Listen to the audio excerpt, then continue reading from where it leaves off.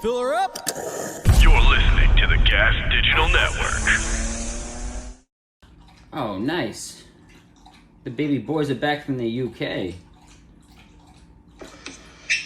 What's going on? I wanted to send a message out to all of the Believe You Me podcast. What's up, doggy? I know it's been a few weeks since we've done the show, and a lot of people have been questioning what's going on with it. So 3 times a week. Let me hear it. First, to just let you guys know that I will not be returning to the podcast.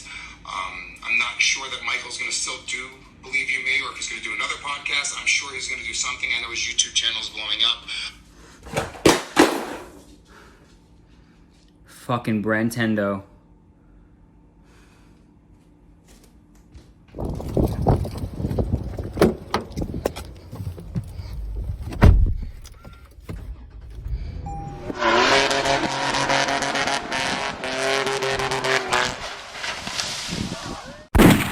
Conceive, believe, achieve. Shut the fuck up. And new undisputed UFC middleweight champion of the world, Michael the Count Bisping. This is Believe You Me on the Gas Digital Network. All right, ladies and gentlemen, welcome back to the Believe You Me podcast. It feels good to say that. I know we're going to get into it all. Don't you worry. We're going to address everything. There's been lots of tweets. There's been lots of this.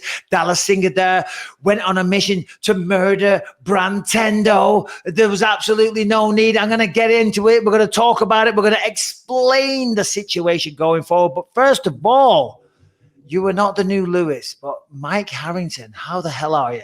I'm doing great, doggy. Doggy. No, don't do it. Don't do it. Listen, I just wanted to... Go on. No, listen for everyone. Right, listen, you know the news. You saw what happened, right? So Lewis isn't going to be a part of the show anymore.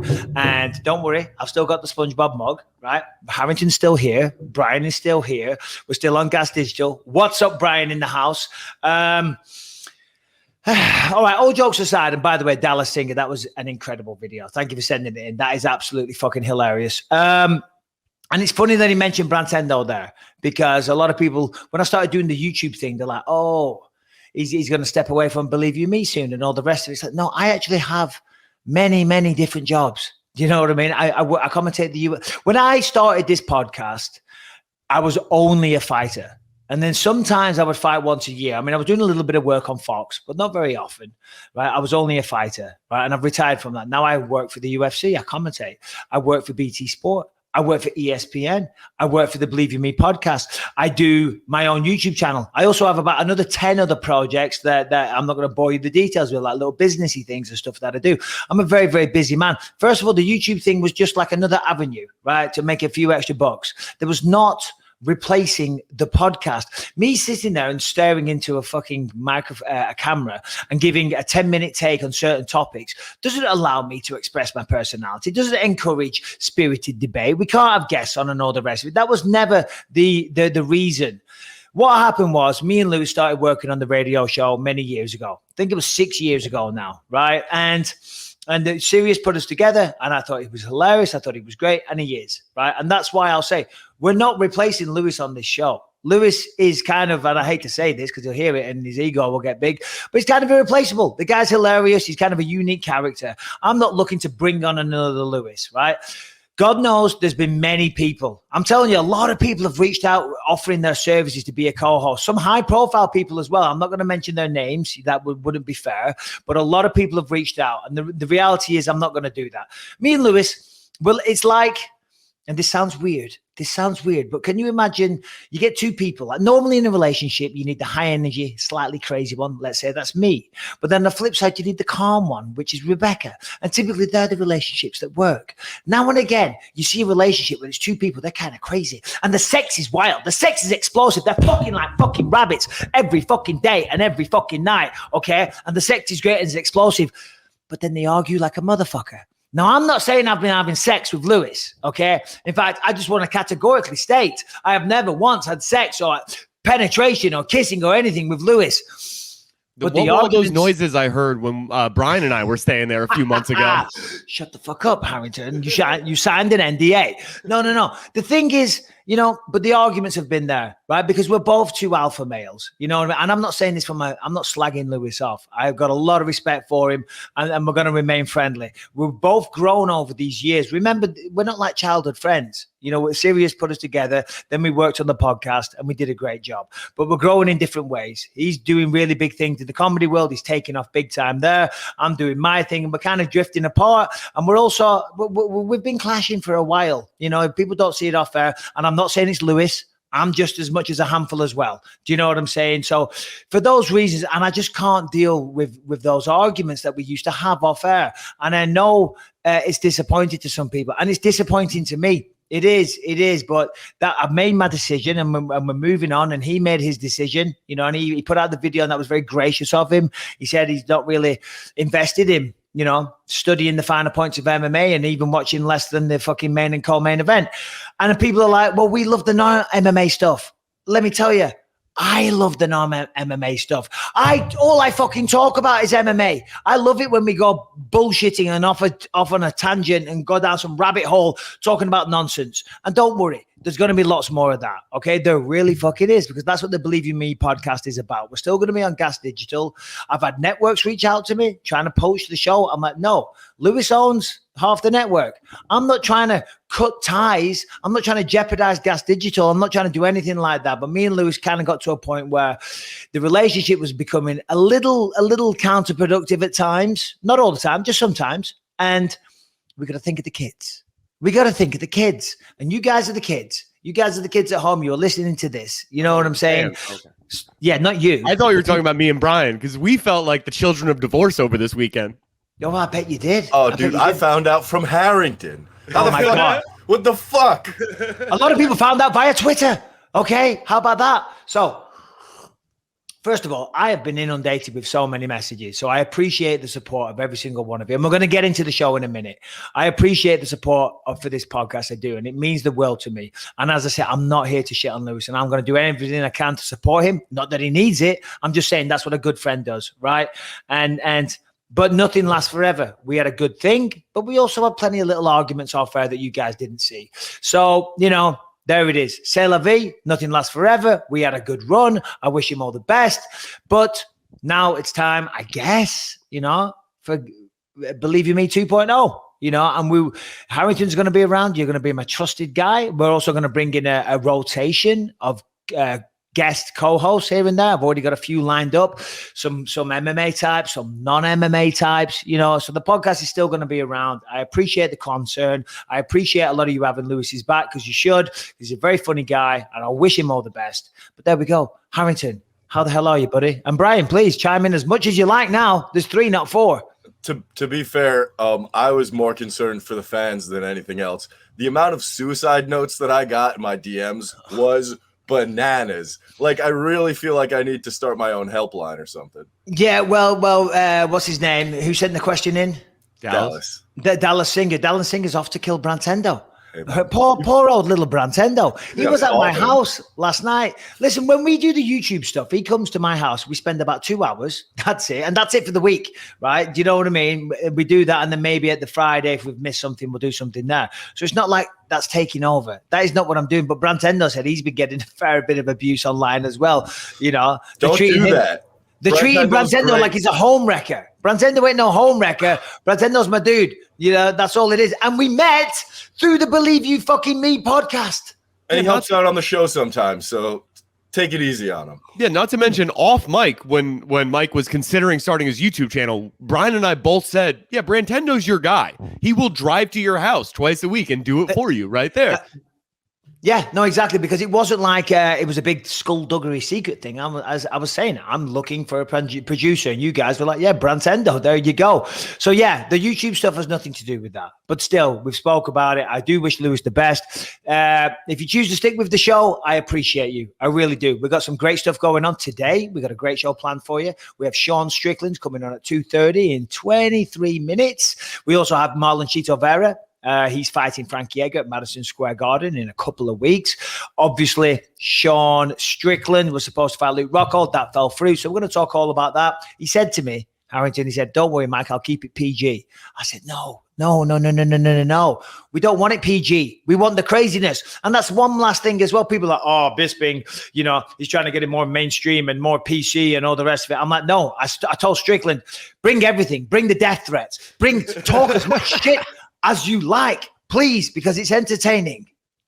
Yeah, I mean, honestly, Sean Strickland PG is like, drinking non-alcoholic beer. Like, what are we doing? That's a waste of everybody's time. I want, when you said Sean Strickland was coming on, like my first 3 questions were like, what weapon are you going to use to jump Luke Rockhold in a parking lot down the line, Yeah, but going back to the non-alcoholic beer one, you're absolutely right. Because who the fuck drinks that, right? Who? Do you drink that, Harrington? Well, I was hanging out with my dad this weekend because it was my brother's. I've served him non-alcoholic beer at the Creek. What are you doing serving anybody non-alcoholic beer, Brian? My word. He was a bartender when you met him. No, that's fine, but still. Oh, okay, fair enough. It was in a bar. All right, fair dues. I guess you can't just rob it. Harrington, I'd be lying if I didn't say that you're looking good. You the face, you're looking healthy. What's going on? Has there been a change? Well, again, I had a wedding this weekend. I had my brother's wedding, so I had to get like at least a little bit cleaned up. I cut about 4 inches off of my face with that big old beard. I got the head. That's completely done. So yeah, I don't know. I lost about 4 pounds of hair over the last, week. You had a shower, you brush your teeth, scrub the nails. Didn't your brother just get married recently? Is this another brother? No, this was I went on his bachelor party. Right before I came out to hang out with you guys. This was the wedding attached to that bachelor party. Got it. And how was it? Great ceremony? It was absolutely incredible. Beautiful ceremony. It was incredible venue. My brother was great. The bride was great. My parents had a really good time. And most importantly, all of the bride's family loved me because I got that Chito Vera video for them, a couple months back. So they were freaking out about that. Anytime I talk, I was like, yeah, UFC. They're like, they like showed me the Chito Vera video. And then I showed it to them on my phone and they were like crying, giving me hugs and stuff. It was so cool. Well, you can thank Chito later when he comes on the show, funnily enough. Before we get into, obviously there's a bunch of MMA stuff going on. McGregor has been up to his old tricks again. He's been punching Francisco fucking Eddie in the fucking heady. Okay. So we're going to talk about that. We're going to talk about Aspen Ladd's corners debacle. We've got Paulo Costa taking on Marvin Vettori, which is a crazy fucking fight. We've got 2 sensational guests for you as well. But before we get into all that stuff, I just want to talk quickly about the tour last week. I want to thank was it last week? Yeah, the week 2 before. weeks ago. Yeah, 2 weeks ago. Time flies. What an incredible experience. I want to thank every single one of you that came out. Don't worry, this is going to be short but sweet. I'm not going to sit here and jerk myself off and say how great I am and all that good stuff, but I just want to thank every single one of you for coming out, showing support. It blew my mind. I was terrified leading up to it. You know what I mean? I'd never done anything like that. Standing on stage in front of thousands of people for 90 minutes when you've never even done a fucking open mic night is terrifying. But I did think I'd have a lot of support going into it because the people of the UK have never let me down and the support was phenomenal. And because of that, I felt the energy. I felt the warmness of the crowd and it really got me through it. And I had an amazing time. It was an experience I'll never forget. Lewis fucking killed it. He went down a treat as well. Everyone fucking laughed their heads off. It was an awesome experience that I will never, ever, ever forget. So thank you very much. I have 2 questions about the tour. Go ahead. What was it like you said, you'd never done it before. So doing the 90 minutes cold for the first time in London versus doing it at the end, the last show in Glasgow. Did you feel like you had like figured out any like tips or tricks of speaking to an audience that large or getting the show down? Yeah, definitely became more polished as it went on. And in fact, as it was going on, I was tweaking it because I'm like, okay, I can cut this bit out there. I don't necessarily need to go into that much detail on that story. And then I was thinking of other jokes as I was doing it, And Lewis even came on stage at the end and said, fucking hell. He said, that show in Glasgow doesn't even like hardly resemble the first one in London. It's crazy how much you added to it. But here's the thing.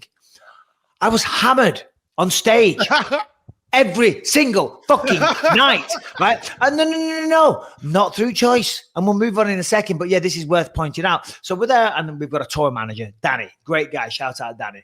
And he's like, okay, on stage, what do you want, Michael? And I'm having a little glass of wine backstage because I'm getting fucking nervous, right? In Manchester, we were at the Manchester Apollo. It's a legendary venue, 3,500 fucking people. right? Sold out. Well, it was apparently 30 or 40 shy of being completely sold out. So 3,460 people. It was fucking immense. And I remember I was back there.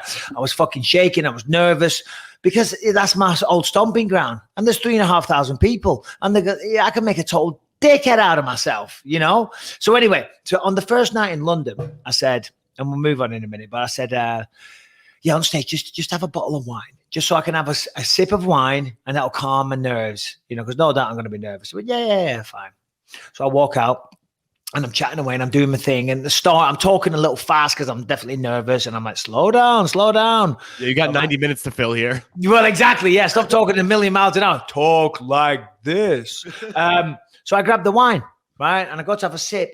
And then thousands of people, down it. I'm like, well, for fuck's sake, well, I can't disappoint, can I? So I down a full glass of wine, which is not really designed for downing. And then a few minutes later, I want to sip on the wine again. So I pour another glass of wine, down it. So I'm like, oh, fucking hell. Because when I did it, it got a crazy response from the crowd. So I downed the drink. And then they start using their initiative. They start walking up and sticking on a double Sambuca on the stage. They start sticking on a double whiskey, a fucking Jaeger bombs. They were putting Jaeger bombs on the stage and all sorts. At one point, there were so many drinks, but I've got to oblige. Do you know what I mean? So I'm down in these drinks, and by the end of it, I was drunk on stage for the first time in front of thousands of people doing a 90-minute special, if you will, when I'm not a fucking comedian. But the alcohol helped because my inhibitions went, you know what I mean? I'll tell you, as somebody on. who runs a venue, I just want to book Michael Bisping constantly just for the drink sales, right? If that's what it's going to be, my bar is going to be dry just from them trying to get you hammered. Oh, dude. Well, Birmingham was the worst because Birmingham, they were doing it again. They were throwing so many drinks. And at one point, the security came up to the stage. There was like 4 or 5 security guards there. And they're like, nope. Because there was like 15 drinks on stage. And I was like, guys, you realize you have paid money for a show. Okay. And if I down these drinks, I'm not going to be able to speak, let alone stand up here. Do you know what I mean? So anyway, thank you, everybody. We'll be back next year with another round, going to Europe. We're going all over UK again. So many, many thanks. Enough of that. Enough kissing my own ass. Aren't I great? Lewis was fucking awesome as well. Shout out, Lewis. And should we get cracking with the main show? I love it. Well, what's new with you first, Harrington? Anything going on in your world? I mean, I moved. I went to a wedding over the week. I don't know. My whole life is different from the last time that this show happened. But where are you? This seems like a nice room.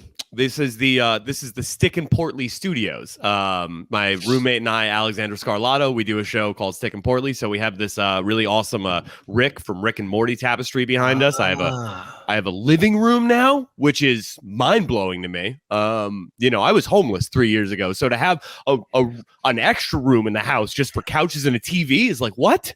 You have a living room, you have a couch, you no doubt have a place to brush your teeth and maybe take a dump. You're also manning up the #1 MMA comedy podcast on the fucking planet, guys. We ain't going nowhere. Believe you me, he's going to be here. Make no fucking mistake. Okay, it's here. It's a shame Lewis won't be a part of it, but we're fucking staying, and I hope you fucking stick around as well.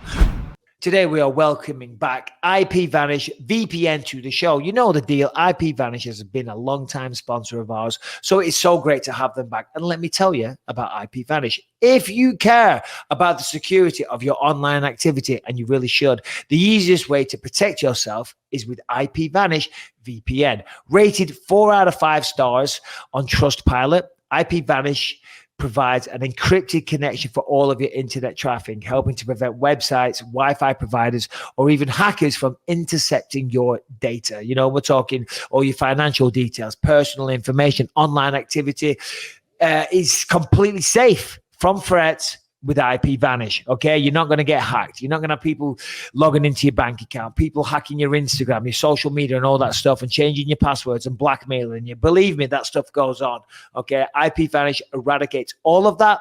And also, if you're in other countries, you can maybe access certain pornographic websites. What do I know? But still, get started. If you're in Abu Dhabi, trust me, it's going to come in handy. Get started with this limited time offer and save 50% off your monthly and annual subscriptions by going to ipvanish.com/believe. 50% off, ladies and gentlemen. One more time, that is ipvanish.com/believe. And that's all lowercase, by the way. Okay, where were we? Okay, so you're going to throw up the topics to me. I'm going to give a thought. You're going to chime in. Brian's going to chime in. We're going to chime in. We're going to chime away. Okay, all day, every fucking day, once a week. What have we got first, my friend? Every day, once a week. Maybe twice a week. Who knows down the line? You never know. But for now, yeah, maybe. Go on. I mean, look, I personally just need the per show rate back in my check to afford this place. But whatever. The weekend, the big event, UFC event over the weekend, Aspen Ladd versus Norma Dumont. I mean, I know there was a lot. I think the biggest. All right, stop. Apologies. And I did say to start with that one, but I feel like we have 14 minutes. I feel we would be remiss if we didn't just get right into the Conor McGregor stuff. Okay.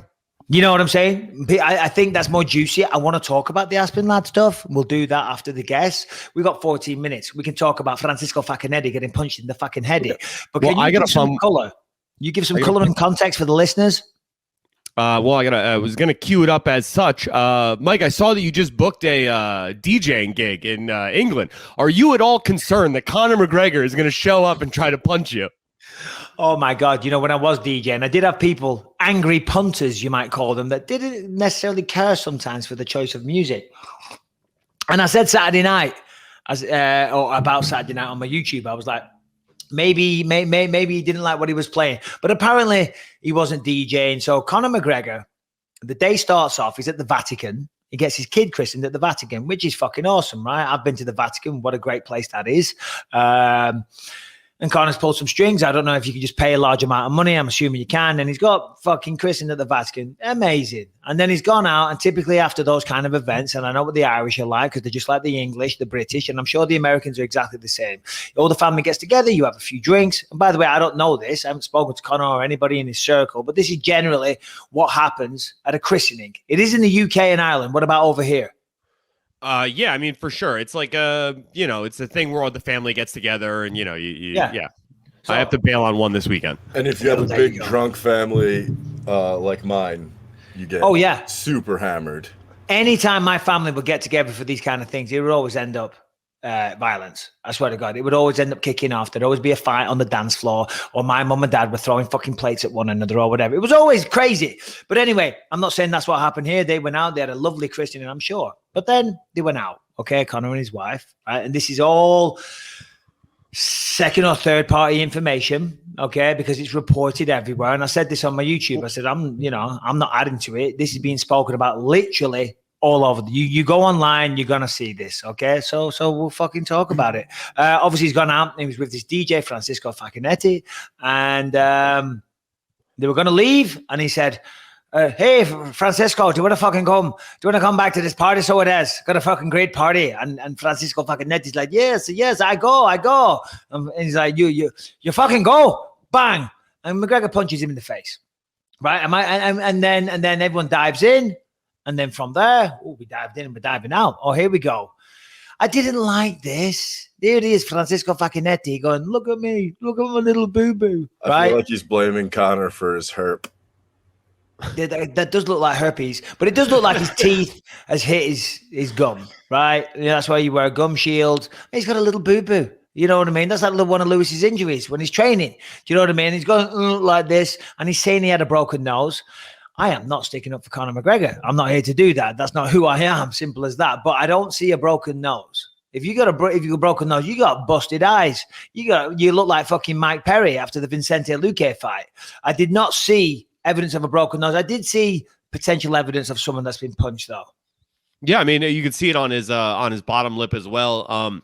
What he said was, the DJ said what he's most upset about, and the reason why he's suing him is because that punch could have happened to anybody. It was completely unprovoked. It could have happened to his wife, any of his friends who were with him. There was absolutely no reason for McGregor to throw that shot. It says that he hit him, he flew back onto a table, and then hit the ground. And McGregor tried to continue attacking him as his friends held him back. Yeah, and if we look at the facts that we know, right? And I'm not close to the situation. And, I do know Conor's management, of course, but I haven't spoken to anybody. I'm basing my comments now off what we as the public know, right? So let's just take that at face value. Let's say he did just punch him out of the blue. And we have no reason to suggest that he's lying. And why is that? Well, because he's saying he's unstable. Look at the VMAs a few weeks ago with Machine Gun Kelly.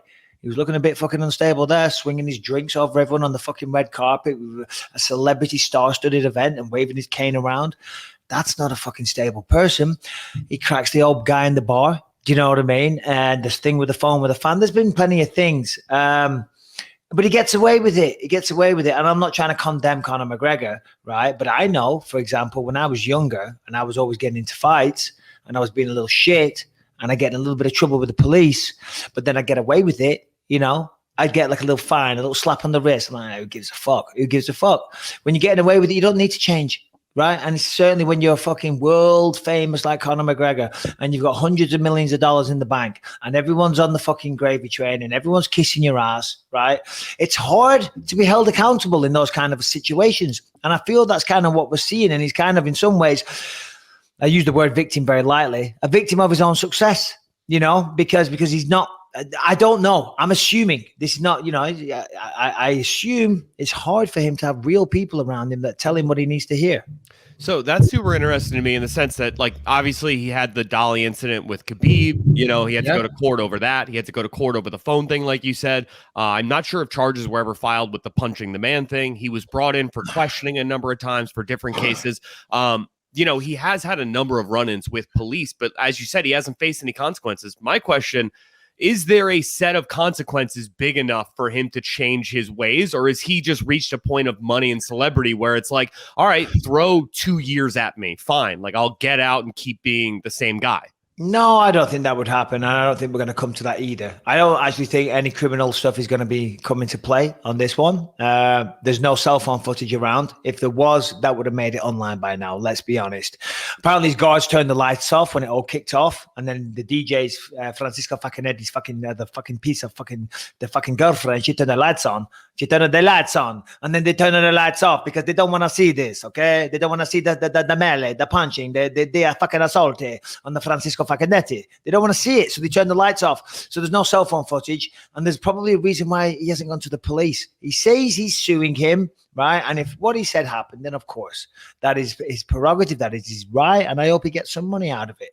But there is also the critics would say, well, Conor's just a target. He's a target because he's a rich man, and people are always going to try and take that. And again, I'm not sticking up for Conor, but there is truth in that as well. I was targeted. I had some little shit start beef with me in the gym one day, and he got in my face and he made all kinds of threats, and I snapped and I lost my temper and I grabbed hold of him and he fucking sued me. And that ended up costing me $200,000. You know, it did cost me, in the legal fees I had to pay and the $120,000 compensation I had to give him. It cost me 200 fucking grand. Oh, I know.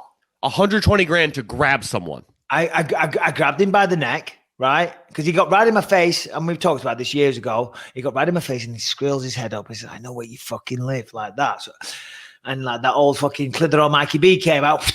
I just grabbed him by the fucking throat. And then when I grabbed him, as soon as I grabbed him, he went, help, help. He's trying to choke me out. He's trying to choke me, at the top of his voice, and his demeanor changed. Anyway, then he sued me, and that's what happened. But then I saw someone, we were picking up Callum from school. And this guy comes over to me. He says, you're Michael Bisping, right? I said, yeah. He says, you had an incident, didn't you, in the gym? I said, yeah, I did. Well, where's this going? He said, the guy that's suing you, he said, he works for my brother's mate.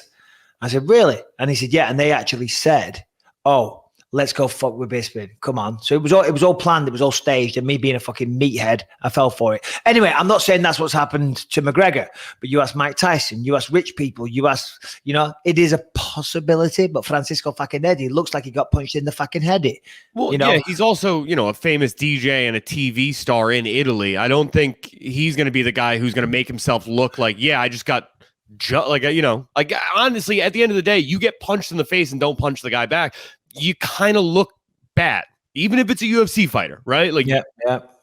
No. Listen, something needs to happen, because unfortunately, you know, when you're not held accountable, you don't learn, you know, and you continue to make the same mistakes. And then eventually something bad might happen. You know, who knows? Maybe he could have been connected to the Italian mob. Could have had a bullet in his head. He could have punched Francisco Facchinetti in the fucking head, and he'd gone down and fell on the floor and hit his fucking head. You know what I mean? He could have hit his head and died. you know? No, it's true though. Do you know what I mean? So many different ways that could have played. He's been very lucky so far that he's managed to walk away from all of this with his freedom, without the heavy weight on his consciousness that he's actually hurt somebody, you know, and that it's all realistically, they're all small little minor things, and it's a storm in a teacup, and it'll be forgotten about in a few weeks. But still, it's not a good example for the kids, man. For the freaking kids, bro. All right. I mean, as Charles Barkley said, I'm not your kid's role model. You know, like at the end of the day, this is a guy who gets in his underwear and fights other grown men in a cage. Like if that's who you're having your kids look at as a role, like that's on you. You know, like no, you're right. But that was a joke when I said it's not good for the kids, man. I wasn't serious. But you're right. Because I always say that. Like Sean Strickland is joining us in 5 minutes. You know, I don't agree with everything he says, but I like it because I'm a fan of him fighting.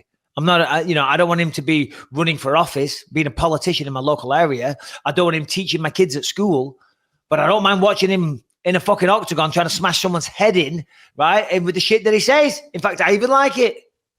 Yeah, I mean, I guess my question is just like what, you know, Brian texted this to us yesterday, right? In a group message, he said, McGregor punched an Italian DJ. What an insane sentence. But it's like you run through the list of what McGregor's done, right? McGregor, you know, grabs phone from fan in Miami. McGregor punches old man at Paul. How many of these headlines can we keep having before the UFC does have to step in and be like, dude, get it together? Just like Dana White has given that to John Jones. When is he going to give it to McGregor? I don't think it's going to happen. You know, I tell you what I'm waiting for. How about one time we see it and it's against a guy that can actually handle himself? Francisco Facchinetti looks like like he couldn't fight his way out of a wet paper bag. Machine Gun Kelly looks like he would blow away with a good fucking breeze. He literally looks like a meerkat. He looks like the softest human being alive. He looks like Brian with AIDS. Yes, Brian. All right. No, he's tall, that's all. It feels like his last 4 fights have been people who could defend themselves pretty well. It didn't go well. But what I'm saying is, it's never a 6'6" meathead covered in steroids and tattoos and shit, is it? And he's like, yeah, you fucking come on then, let's fucking go. Right? It's never that.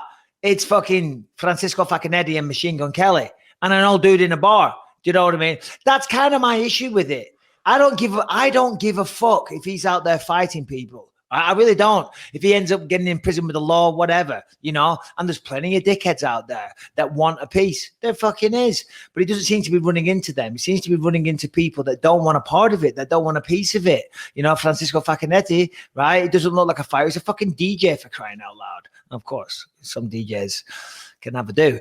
But DJs hit back. You understand what I mean, though? Yeah, of course. I mean, you never. What's the word for someone that keeps picking on someone like that? What's the word? Starts with a B, ends with an Ully. Yeah, say it, Brian. Harrington. Bully. It's a bully. It's a fucking bully, bro.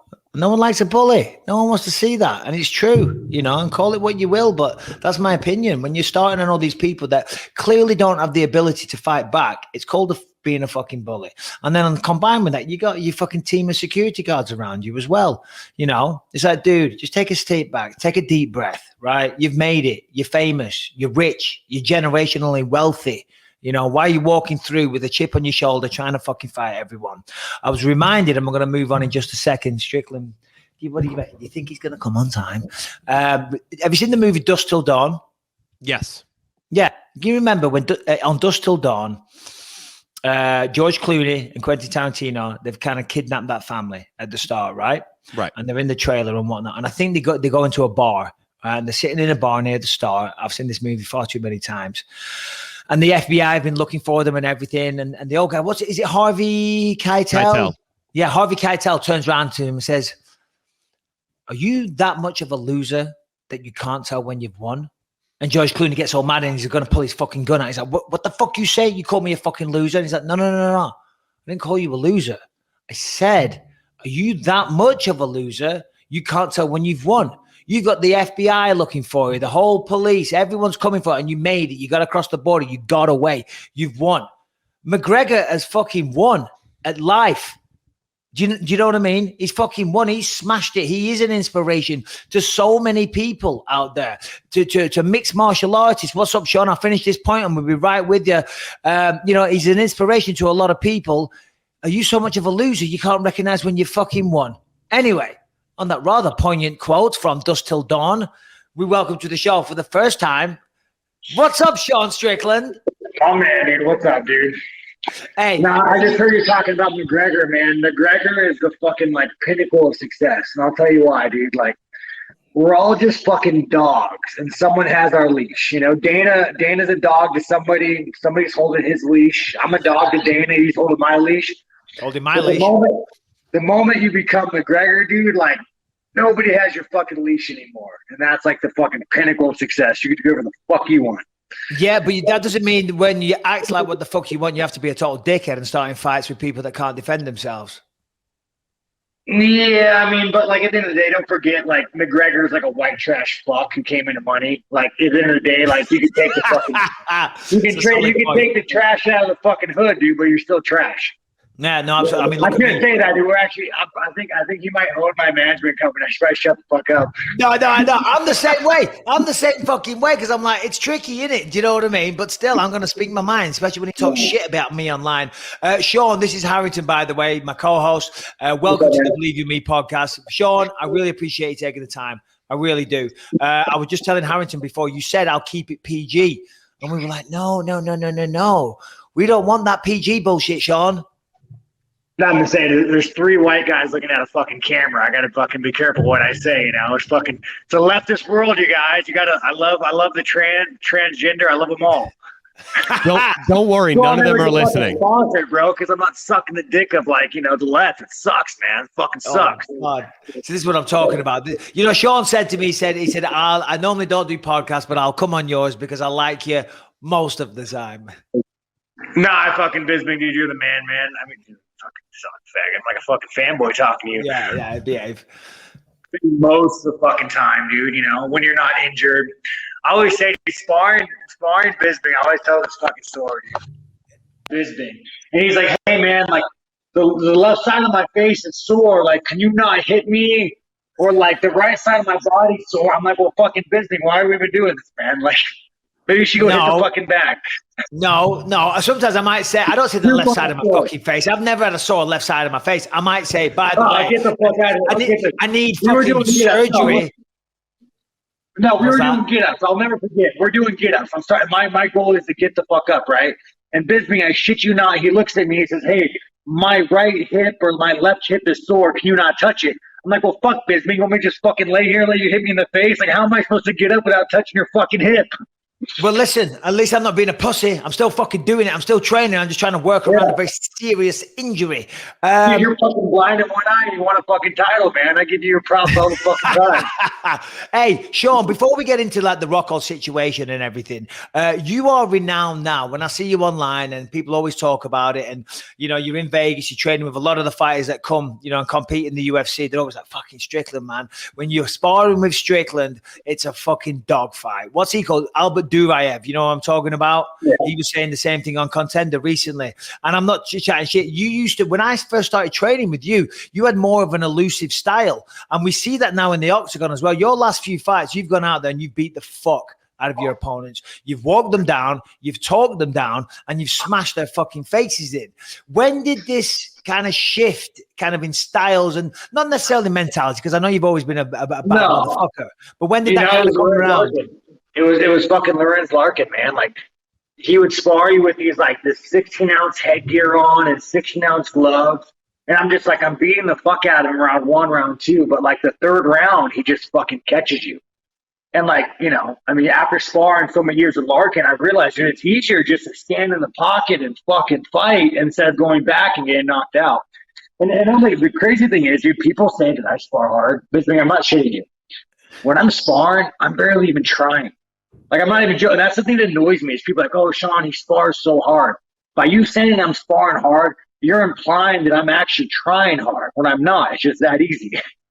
That's what you used to say about me. You say, oh, Bisping, he always goes fucking hard. I'm like, no, I don't. We're having a little pitter-patter. No, but I'm saying, like, I'll spar people, like even high-level guys. I'm not going to name anybody. I mean, I just had a conversation with like an ex-UFC fighter, and I looked at him, and I was like, you think I'm sparring hard? I could knock you out at any moment. And I was like, I could show you if you want, you know. And he's like, no, it's okay. It's okay. That's hilarious. So funnily enough, then talking about sparring and talking, and I'm talking about that's all MMA is these days is fucking sparring and talking. It seems to be. But when because I sparred with Rockhold back in the day, and then when I got asked about it on an interview, and he was the Strikeforce champion, I said, well, it's funny you should say that. I shouldn't talk about it, but I'm now the unofficial Strikeforce champion. And then we ended up hating one another, and we had 2 fights. Well, he's a fucking cunt. He's easy to hate. He's a cunt. So you said you were sparring with him recently, and he left after 1 round. Oh yeah, no, I was sparring, and there was like a part of me. I mean, because I like to give like the old dogs, respect. He was a champion, like he's earned some fucking dignity, even though he's a dick. So I'm sparring with him, and I'm being really nice. The whole gym is watching, and all of a sudden he just blasts this hard kick. It was like one of those intention kicks. And after that, I was like, well, I guess I'm gonna try to kill you right now. And I clipped him hard. He ran from me, and the second round came. He just kind of left the mat and walked away. And I'm just like, the thing about Luke Rockhold. I mean, he's just a fucking cunt, dude. Like, you can't love yourself that much. You can't do it, man. You can't love yourself that much. It's funny. Mike, I'll let you jump in. Next question. I just want to say this because it's funny because I just did this tour of England, and I was trying to work in this line, and I couldn't find the right place to put it. I always wanted to be the champ. I always wanted to look at myself. No. I always wanted people to look at me the way Luke Rockhold looks at himself. I was trying to fit that in. But I never found the way of fitting it into the structure. Mike. When Luke Rockhold's fucking, he probably puts a mirror right by him so he could just fucking watch himself the entire time. Hey, I've got to say, me and Luke, we're good now. So we're gonna I see you guys fucking doing your gay little cuddle session. Oh, we're training. Get the fuck out of here. I just want to throw that out there, Harrington. I'll be honest, the Rockhold mirror thing isn't weird. So you remember that his dog's also in the room, and then it becomes a whole to-do. Oh, fucking A, dude. This fucking guy, dude. I'll tell you the first thing, like one of the first interactions I had with Luke, because like I'm starting to make it to where I'm making decent money now. Where like when I fight, dude, I see my bank account like going up. Now, like when you first get signed, dude, they don't pay us shit. You guys know this, but I'm hitting the tiers. And I was telling Luke, I'm like, man, like it's kind of a trip, dude. I'm starting to make money. It's weird. Like I've never been in the situation where like a part of me is like I'm scared of it leaving. And this fucking cunt looks at me. I'm trying to be relatable. And he says, no, I've never experienced that. And he just like kind of walks away. I'm like, dude, you're such a dick, dude. You're such a fucking dick. Yeah. And I mean, I don't have anything bad to say with Luke Rockhold. Other than he's a fucking cunt. Well, I did want to follow up. He's a nice guy. I like him. He's a nice guy. I wanted to follow up on a statement you made in the run-up to this fight, though. You said you were thankful that the UFC booked it and you were going to get paid for it because you had every intention of fighting him in the parking lot at some point. Does that still stand? This is like even Baham Muhammad, dude. Here's the things that these assholes I don't like. It's they just run their fucking mouth, and it's like, dude, I fight for money, but I'll hit you for fun. Like at the end of the day, dude, fighting for money is not even that fun. Like it's stressful. One bad move, you're fucked up. Like. It's not that fun, but like I just hate how these fighters, they think they could just run their fucking mouths. When I see you, I'm not going to smack you. Like Baham Muhammad, when I see you, dude, I'm going to fucking smack you. I'm going to smack you right in the fucking face. You said, you said that about Luke, but then Luke came back and said he had a retort for that. He's like, what are you talking about? I'll fucking kill you. Talk me through that. With this non-existent fucking back injury. Again, dude, even like it's just bullshit. It's just fucking bullshit. I'm gonna be in Ruka Friday. I'm gonna go spar Moses Marietta. I'm gonna go spar. I'll see you there. I'm gonna come in Friday morning. Yeah, and then fucking Luke, like he'll be nowhere to be, and I'll even tell him, like, dude, like I don't give a fuck about money. The fight's off. Let's just go in the cage and scrap. And he'll be like, he's just a bitch, dude. Luke's a fucking bitch. He's always been known for being a bitch. Like he's an athletic bitch. That's what Luke is. Well, he's certainly athletic, that's for sure. And my God, what a killer body. But listen. If I was a chick, I would fuck him, dude. I mean, hell. I mean, I might fuck him now. He's a good-looking guy. I might fuck him now. You never know, dude. I mean, well, you knock him out in the parking lot. Who knows what happened? In a little bit. Yeah. So tell me from your perspective, how did this all go down? So apparently the L4, L5 has apparently got a herniated disc. So where does that leave you? Are they trying to find you a replacement? Are they postponing the fight? Are you still going to be on Madison Square Garden? What is the situation? everybody that's ranked is fighting. I mean, like, besides Jack Hermanson, but he has COVID, fucking apparently. I mean, everybody's kind of booked, so I'm probably going to wait till January. It sucks, but it is what it is. Or I can go back to Hall Muhammad and fucking just get a nice, easy paycheck. Well, I think Gilbert Burns threw his name in the mix as well. Did you see that? I don't mind the Gilbert Burns fight, but it's like I don't even know if the UFC would allow it. And not even that, like, what do I mean, other than just getting a fucking paycheck, like, it doesn't do anything for me, And Gilbert's a killer, man. He might go knock me the fuck out, I mean, hell, he could probably go and stand with any fucking middleweight. Fucking guy's a fighter. Yeah. So people don't understand about MMA. It's like, it only takes one fuck up for you to get. So I'm at this cusp now where I just, I get a couple good fights and then I get a title shot, or I fucking lose a fight and then I go back to being like the white trash guy who fights anybody. Well, that's what I was going to say to you, Sean, because you do have to, like now, I mean, what do you want, a 4 or 5 fight win streak? That's correct. I don't fucking know. Yeah, five. Okay, yeah, no, you're killing it. You're in the best form of your career since you came back up to middleweight. You're looking phenomenal, and I'm not just saying that. It's fucking. No, you told me to go to middleweight, dude, for like a very long time, man. Dude, you're the same size as me. I was like, and I used to see you make 170. I was like, fuck me, you were so skinny. And for me, I think making 185 was detrimental to me. Making 170 for you was definitely fucking detrimental. Oh, yeah, I had fat camps. Like the whole fight was just like fucking fat camps, man. Yeah. So as you said, you've got to be careful now because you're on a 5 fight win streak, and now you're starting to get into real conversations. As you said, you're earning more money, you're on a new contract, and 1 or 2 good fights, 2 more wins, you are fighting for the belt. So the game plan was to go fucking knock out Luke in impressive fashion. Although losing to Luke would fucking suck, man. That'd be a depressing thought. I've been there. You take a fucking bad kick or something, your hands down, and next thing you know that fucking kind of has his hand raised. Oh, depressing. So, anyways, the goal was to pretty much beat Luke and then maybe like ask for Costa or someone that puts me in line for a title shot. But now since fucking Luke's out, I don't mind waiting until January. I'm not broke anymore, so I could wait a couple months. So based on that, I mean, we have Vettori versus Costa this weekend. I'm assuming based on that ranking, you would assume Costa wins this fight. I don't know, man. Vittori's fucking tough, dude. The problem with Vettori and Costa, they're both fucking dumb. And I say that with like. I say that as Vettori being a good friend of mine. I consider Vettori. I was gonna say because you trained down at King's. Oh no, he's cornered me for a fucking fight. Dude. Like he's a good friend of mine. I was one of his main training partners for this camp, but like they're both fucking stupid. I mean, Costa's dumb. Vittori's gonna fucking show up my house and I'm trying to fight. No, I know. I'm gonna get a text message as well. Oh my god, that's funny. Yeah, no, I mean, like the thing about Costa, he's just a mouth, dude. He's a sledgehammer. Like he has no rhyme or reason. He's fucking good. He's tough, and that's a hard fight to deal with. But I think Marvin, dude. I think if Marvin's head is in the right place, Marvin beats him. Yeah. Okay, interesting. Well, I'm calling that one this weekend, so I can't really. What do you think? What do you think?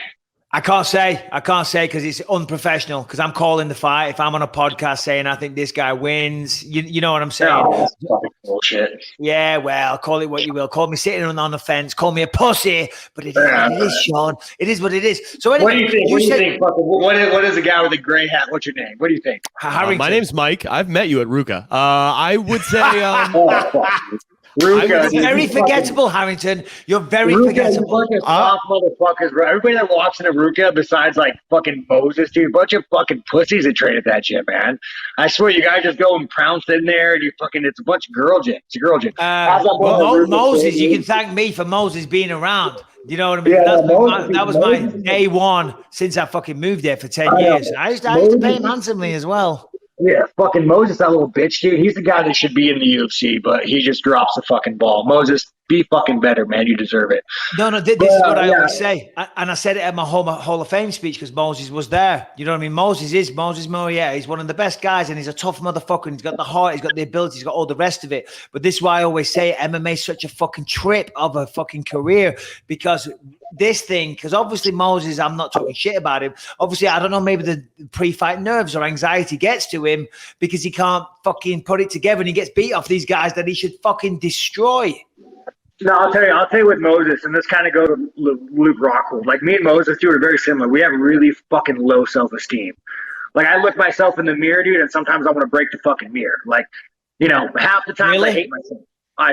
Half the times I fucking hate myself. I look myself in the mirror, dude, I fucking don't know, dude. Like, I mean, literally, like if I wouldn't fucking show the scars, I'd probably be a cutter. It's just something, the way that you get brought up in life, you know. So like. Moses, I find is very similar to that. And I find that when you have low self-esteem, like it hinders your performance. But then you go on the complete opposite spectrum of Luke Rockhold, who fucking loves himself, who thinks he's the best in the world. The guy doesn't even fucking train. I mean, Moses trains with him, and I even asked Moses, like, dude, like, I mean, I watch you're his main training partner. You guys aren't even training, you know. You could just tell this is a man that loves himself so much, that believes in himself so much. Even John Jones is very similar. Look at John Jones. Like, John Jones fucking loves himself. He's a fucking D1 athlete. But you'll see when he fights him, he'll go and reinvent strikes. He'll do shit that you're like, man, like, the fuck? Like, I would never have the ability to do that. So, like, I think that lack of self-esteem, and I think the biggest issue is people looking at it as a strength. I've said this, like, people look at you like, oh, you're an angry psychopath, like it's a strength. It's not a strength. Like, it makes you doubt yourself. It makes you think, I'm not good enough. I'm gonna fail. You start making people see bigger than what they are. Like, you know, Sean, that, because I can relate. I really can. You know what I mean?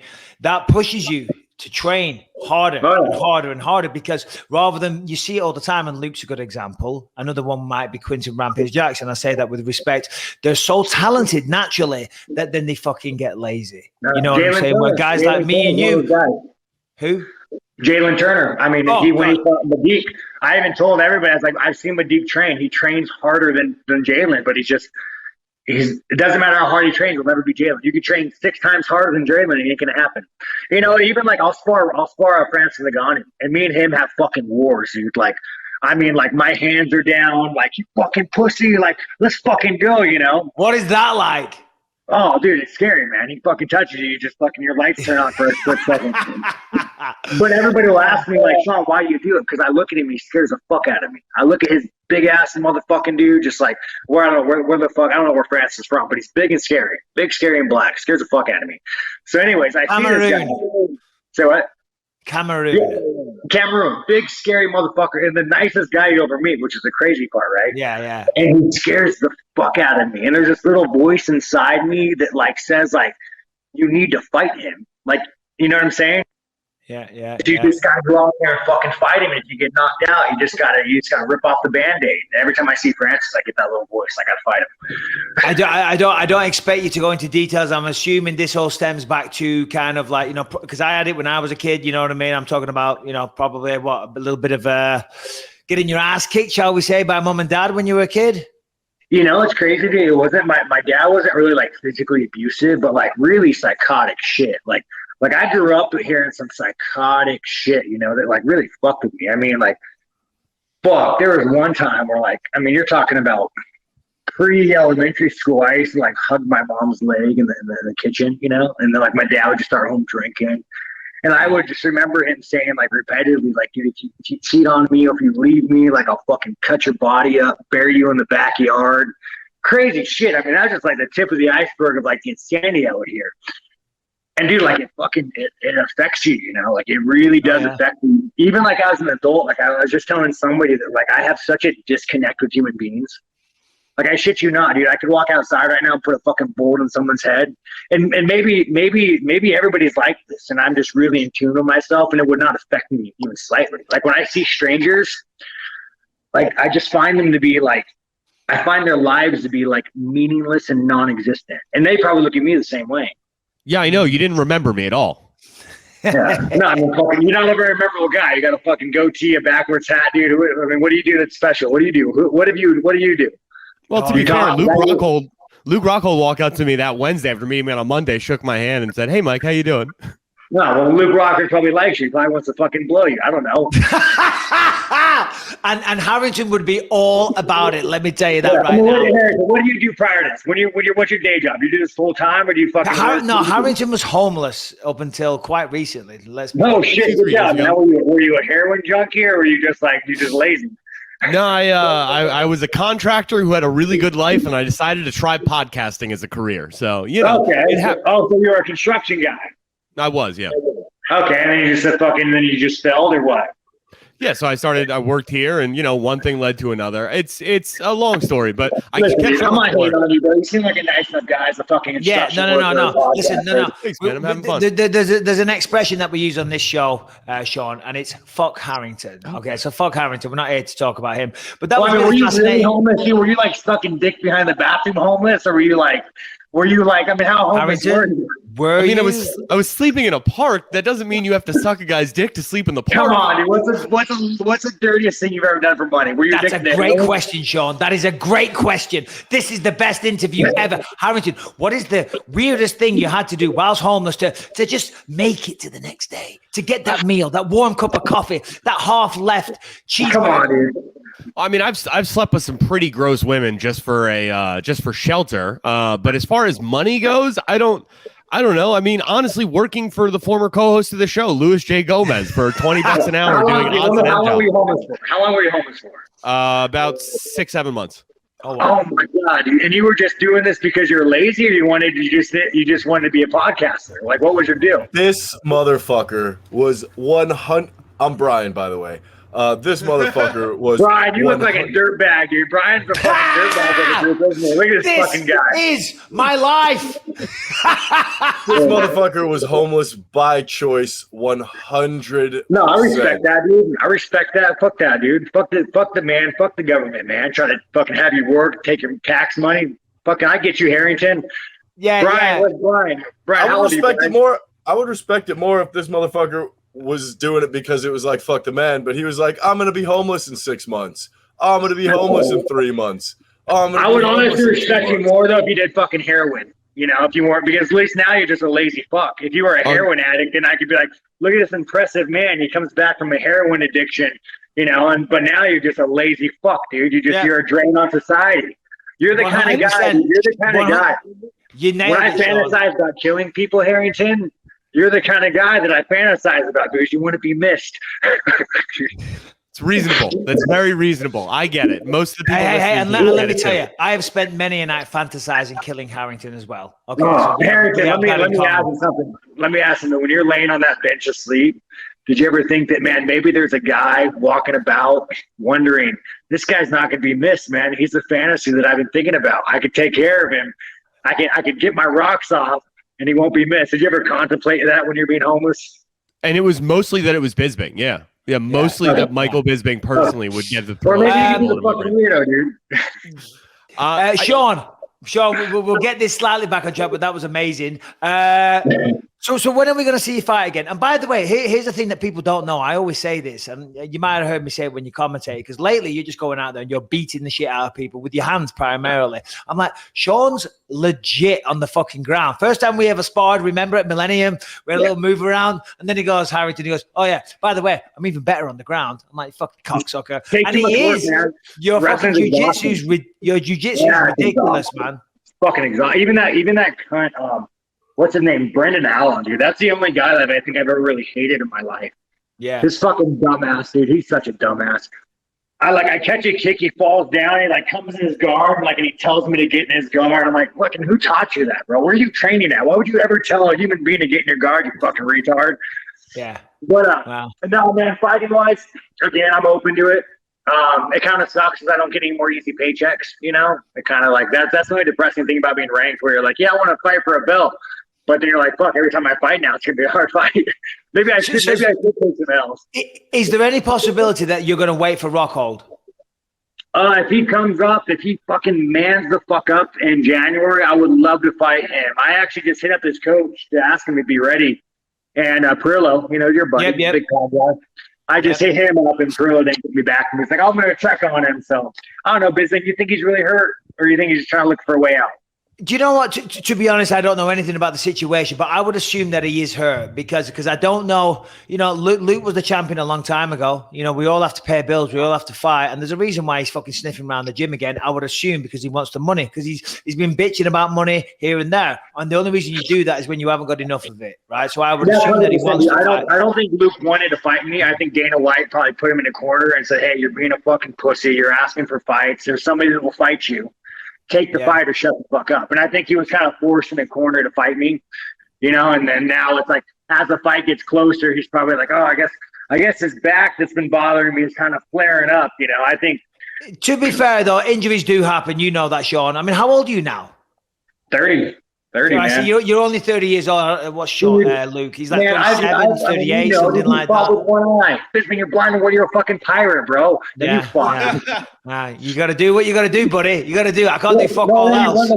You won the belt with one fucking eye, man. When I fought Kamaru Usman, I broke my orbital, and I pretty much had one eye, dude. And that was fucking brutal. That was fucking miserable. Like, if I could go back to that fight, I wish someone would have just thrown in the towel. You can't fight with one eye. Yeah, no, it's very, very difficult. Very difficult. Well, on that note, Sean, we're going to let you go, buddy. Yeah, for sure, man. I just want to say, Sean, that was great. It was a lot of fun. I love you terrorizing Harrington. And good day, you're a good guy, man. Employing this guy. No, I know. But listen, I know me and you, we've always kind of had a little bit of that. I respect what you're doing, man. I do, and I enjoy what you're doing. I love watching your fights, and it's great to see how well you're doing. I mean that, Sean. Now, okay, next time I see you, rookie, we might end up telling each other to fuck off, but you can't. No one can take away what you're doing. I'm gonna hit you in that one eye that doesn't work. Give it a fucking shot, buddy. Give it a fucking shot. All right, guys. I'll see y'all around, man. Thanks for the time, you guys. No, thank you. All the best, Sean. All the best. Leave. He's a wild man. He's so wild. Why does he want to fight Bilal Muhammad? He's not even in his weight class. Oh no, because Bilal Muhammad though came out and said something. He called him a piece of trash or something like that. There was a bit of an insult from Bilal. Yeah. I just want to follow up on that. That was the only thing that was confusing me about that Sean Strickland interview. Man, he's a cool guy. Yeah, no, he is. He's a lot of fun. He's a wild character. He is, and he's a great fucking fighter. You know what I mean? And yeah, he is controversial and all the rest of it. But as I said, when you're looking at people trying to knock each other out in the octagon, that's great. And I know you mentioned that about McGregor before, saying, so who does it matter? So, well, yeah, but stop picking on people. Stop being a bully. You know what I mean? We do have Chito Vera joining us in about 3 minutes, I think. So that's why I kind of had to cut him off. So I felt bad because I was really fucking enjoying that. But what a wild guy. Say something while I text Chito, please. Okay. I mean, Sean Strickland, the who do you think he would fight in January? I mean, assuming that Luke Rockhold fight isn't there for him, right? You got to assume Luke Rockhold, he bowed out of the fight in November because he's not, able to make the fight because of those L4, L5 vertebrae, like you were saying. Who do you think then? I doubt Rockhold will be ready by January. Who would you like to see him fight in January? Well, I think for him, the winner of Vettori and Costa might be a good idea, because think about it. Vettori and Costa, they both lost to Adesanya, right? And it's both of their last fight. And it's both of their last fights. Yeah. Vettori's last fight was Adesanya, so was Costa. So they're not going to get a title fight anytime soon. So for Sean Strickland, the winner of that fight would be a really good possibility. And for them, they would have beaten each other on Saturday, whoever wins, they've beaten either Vettori or Costa. Then you beat Sean Strickland, and then all of a sudden it's not beyond the realms of possibility that maybe you fight for the belt again. You know what I mean? So yeah, maybe that's the fight. I mean, at this point, Israel Adesanya is lapping, the challengers in the division. He's got 2 wins over Marvin Vettori. He's fighting Robert Whittaker for the second time. So yeah, certainly some fresh blood in there if he can get a win against one of these top 5 guys, for sure. Oh, definitely. I mean, listen, what Adesanya's done is unreal. It really is. And like, sometimes I get asked by journalists all the time, oh, do you think you could have beaten Adesanya? And I always say yes, because I'm a fighter, right? Sean's not going to say no. I'm not going to say no, but I always say it's kind of disrespectful. But still, Sean Strickland, that's a shame. I was looking forward to that with him and Rockhold, but it's still a crazy card at Madison Square Garden. Hey, Mike, real quick, let's just take a second to talk about Manscaped. They're the best in men's below-the-waist grooming. Manscaped offers precision-engineered tools for your family jewels. They obsess over the technology developments to provide you the best tools for your grooming experience. Manscaped is trusted by over 2 million men worldwide. Join the movement for all your below-the-waist grooming needs. Yeah, listen, very nicely said, Harrington. We're talking about trimming your pubic hair. Let's be honest. We're talking about trimming your balls. And we're talking about not nicking yourself, cutting yourself, stinging yourself, pissing yourself off every time you do it, okay? If you got any kind of hygiene, you're doing a bit of grooming downstairs. You probably use your shaver, your head shaver, your razor, whatever it is, and you probably cut yourself. That doesn't need to happen anymore. That is a thing of the past, okay? And we're now on Manscaped version God knows what, but every time it gets better and better. We're on the 4.0. It's better than the 1.0, the 2.0, the 3.0, because it's the fucking 4.0. They've also upgraded it to a 7,000 RPM motor with quiet stroke technology. There's a charging stand. Show your mower off loud and proud, because this intelligently designed stand is a convenient charging dock powered by USB. Trim that junk of yours. Guess what? It's waterproof. You want to do it in the shower? Go ahead. Oh, you want to shave your balls in the dark? Guess what? LED light, baby. When I tell you this thing is premium, it is premium. Oh, forgot to charge it? That's okay. The battery's going to last 90 minutes, so you can take a longer shave. And if you're shaving for 90 minutes, I need to see the size of your penis. But still, if you want to give this a shot, all you got to do is go to manscaped.com. We've all got to do it. We've all got to trim ourselves. We all want to be neat, clean, tidy, present,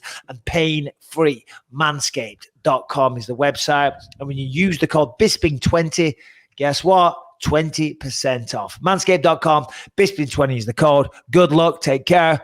Where were we? And I'll tell you what, the pay-per-views this month have been absolutely ridiculous. Sorry, this year, pardon me. Of course, we got Blachowicz and Teixeira next week.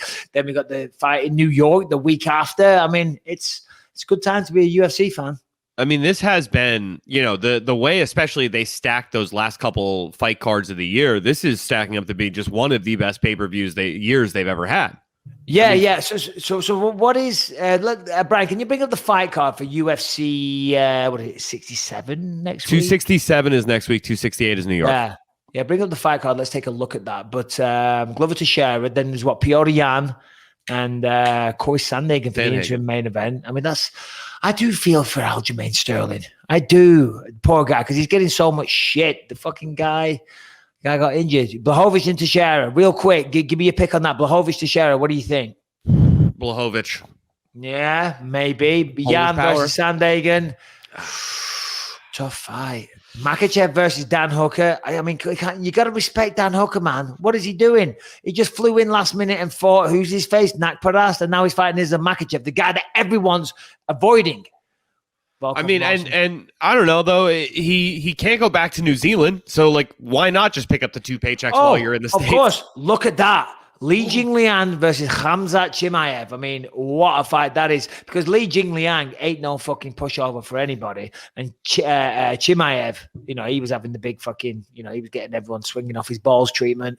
So let's see what he's got, right? Because he did clip Jared Mearchart. And then what was that other fight there, Brian? What was the opening one? Ankalaev versus, it was somebody else really good too. Uzdemir. Former light heavyweight title challenger. Magomed Ankalaev. Do you see what he did to Iwan Kutalaba? Twice. And fucking, as we know, Volkan Uzdemir, no-time baby.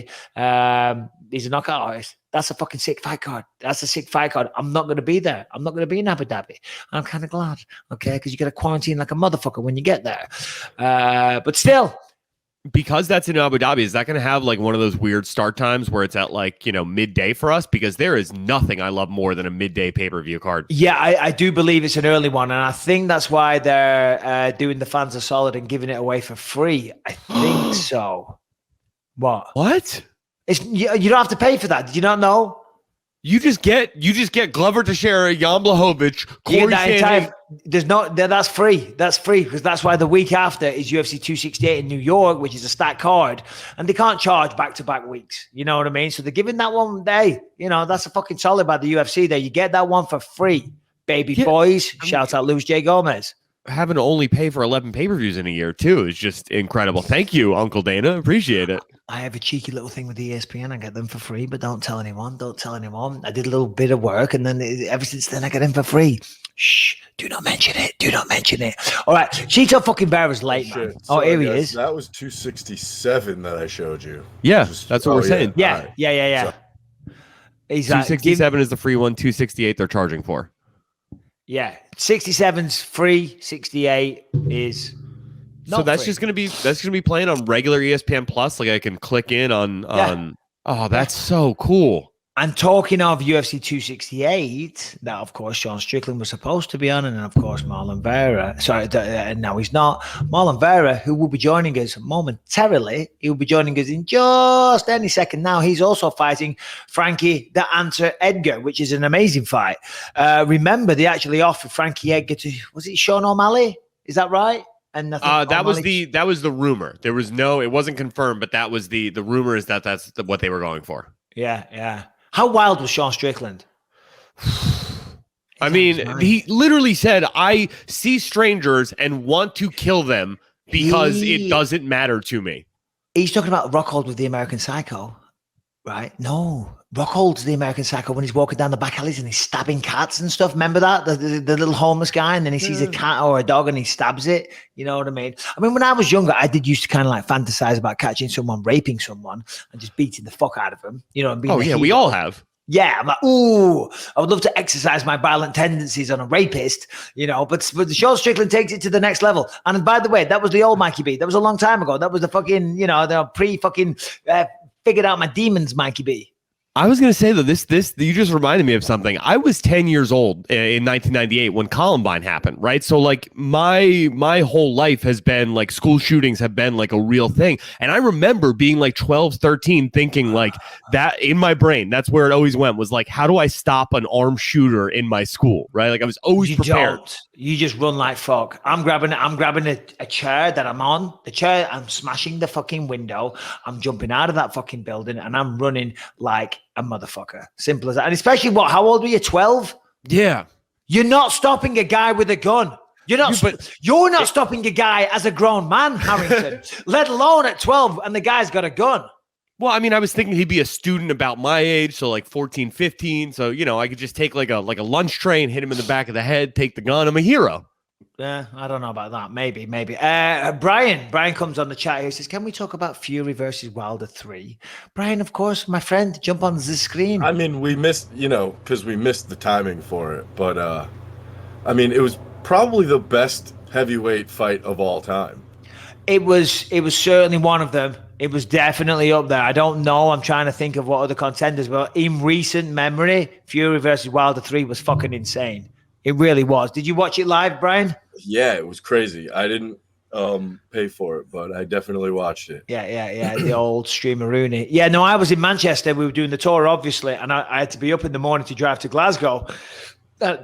And I didn't get to see the UFC Mackenzie Dern's fight, and I didn't get to see that because I thought I can't stay up all night doing that.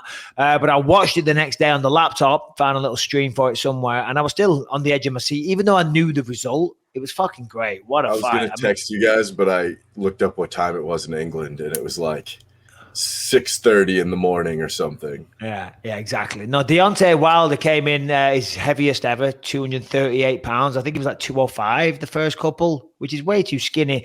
But that muscle, it slowed him down, right? It made him tired. You got to burn more fuel. You got to feed more oxygen to the muscles. So that slowed him down. You think it helped him take that beating for 11 rounds or Yeah.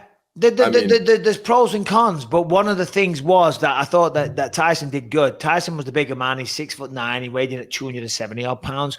You see that there was a lot of the time Deontay Wilder's head was going under the armpits. It was almost like he was in a headlock, right? That was not through design by Tyson Fury, but they ended up going to that a lot, and he was leaning on Wilder. So Wilder's having to carry two people's weight in that scenario, and the heavier man's leaning on him. So it was really smart by Fury to make Wilder carry his weight and tire him out. What I found. Go on. What I found very interesting about that is that stopped in the 6th round, right? At that point, Wilder was looking to initiate the clinch because he was just expecting it from Fury. And Fury was like, oh, no, you're already gassed from carrying my weight for this many rounds. I'm just going to stand back and tee off on you with combinations. And there was no more clinch work from then on out, really. It was just a clinic by Fury for 5 rounds. It was a clinic. But guess what? You shut the fuck up when the guest comes on screen, Harrington. We got the one and only. We got Ecuador's own. We've got the fucking one and only Marlon, Chito, Vera, Ecuador's finest export. Bam, bam, bam, bam, bam, bam. What's up, Chito? How are you guys? Very I was good. fucking looking for my headphones and never found them, so I was like, fuck it. It's okay. Before we get started, Harrington has a little message for you, I believe. I do. I want to say from the entire Jossie and her entire family, just wanted to say thank you for that video you did for me and Ruka maybe 5-6 months ago. Anytime, brother. I ran into their whole family at my brother's wedding this weekend, and one of the kids actually came up and hugged me, thanked me a lot for it. So you're the man. Thank you, Chito. Thank you. Anytime. What's going on, Chito? How you doing, man? I know you're getting ready for Frankie Edgar. How's training camp? All that good stuff. Feeling great. The mind and the body in one piece. I'm ready to go. I could fight tomorrow if I have to, but the hardest part is to stay sharp and consistent till the final line. So I'm good. I'm in good spirits. I've been training my ass off. I'm in great shape as usual, and I just have the intention to win. I'm pretty confident. I'm feeling great. Obviously, Chito, you're a guy that enjoys yourself. We've had a few beers here and there, but I'll tell you, Mike, one thing about Chito, you are so fucking disciplined. You really are. Do you know what I mean? And it has impressed me. Do you know what I mean? Like, we went out for dinner that night with the ladies and with Perillo and whatnot, and you were so strict. You didn't touch a drop of alcohol, and you're training, and on your days off, you're going for fucking 10-mile runs, and you're doing your intermittent fasting. I mean, you're doing everything you can to be the best version. I just wanted to congratulate on that, Marlon, because thank you, brother. It's beautiful to see. It really is. Appreciate it. I just see it one way, like even doing it like that, even being all in, there's still chances you can still fucking lose a fight. So why not? Might as well be all in. The day I retire, or if I get a little bigger of an injury, then I enjoy myself. Then I have some fun. But honestly, I hate losing in a way that I cannot explain it. So it's like I used to do everything to win, and then even then, it's not guaranteed. Winning is not guaranteed. Success is not guaranteed. So that's why I just push myself and try so hard, because there's only one way to be for me, and it's been all in. That the time will come to have fun, to travel the world, and do all this. But for now, I want to be a world champion. I don't really have nothing else in my mind but that. Of course. And then that's what we all want. But it's also the part that you train so hard and you're so disciplined, and I was the same way. It's like, of course, it's hard work. There's no luck. You are not in your position through luck, right? You are in your position through fucking hard work. But also, I was extremely grateful to be in this position. Right? A lot of my friends that I grew up with, they're struggling to pay the bills. They got no fucking money. They work dead-end jobs. And now here I am, like yourself. I'm living in fucking California. I'm a professional athlete. And sometimes I would have to pinch myself that fucking this is my reality now. And the least I can fucking do to continue this reality is get off my ass and do the work. 100%. 100%. That's what, being people failing is just a great example to don't make those mistakes. And the biggest mistake of people is just getting comfy, getting lazy, or not even that. Just some people just don't have the balls to go and get it. And, it's not for everybody being successful, and it takes a lot from you, but, you decide where you want to be in this life, and this is what I choose. Live in California, have my whole family here, just like you, and just chasing the goal. Well, look at that sky, though. Not a cloud in the fucking sky. That's the beautiful thing about California. Even though where I'm at's really cloudy today, you son of a bitch. But still, you said you were ready to go, right? And this was always the way I was. I was ready to go 3 weeks out, but then I continue pushing it, and then I end up getting fucking injured. So are you going to step off the gas now and take it easy and pull back on the sparring? I believe this is my last hard week. This is the last week that I'm gonna go live, and then the week after this one, even this week, I'm gonna be. I'll be taking care of myself during the spar. I'm not gonna go crazy. I already know. My eyes are sharp.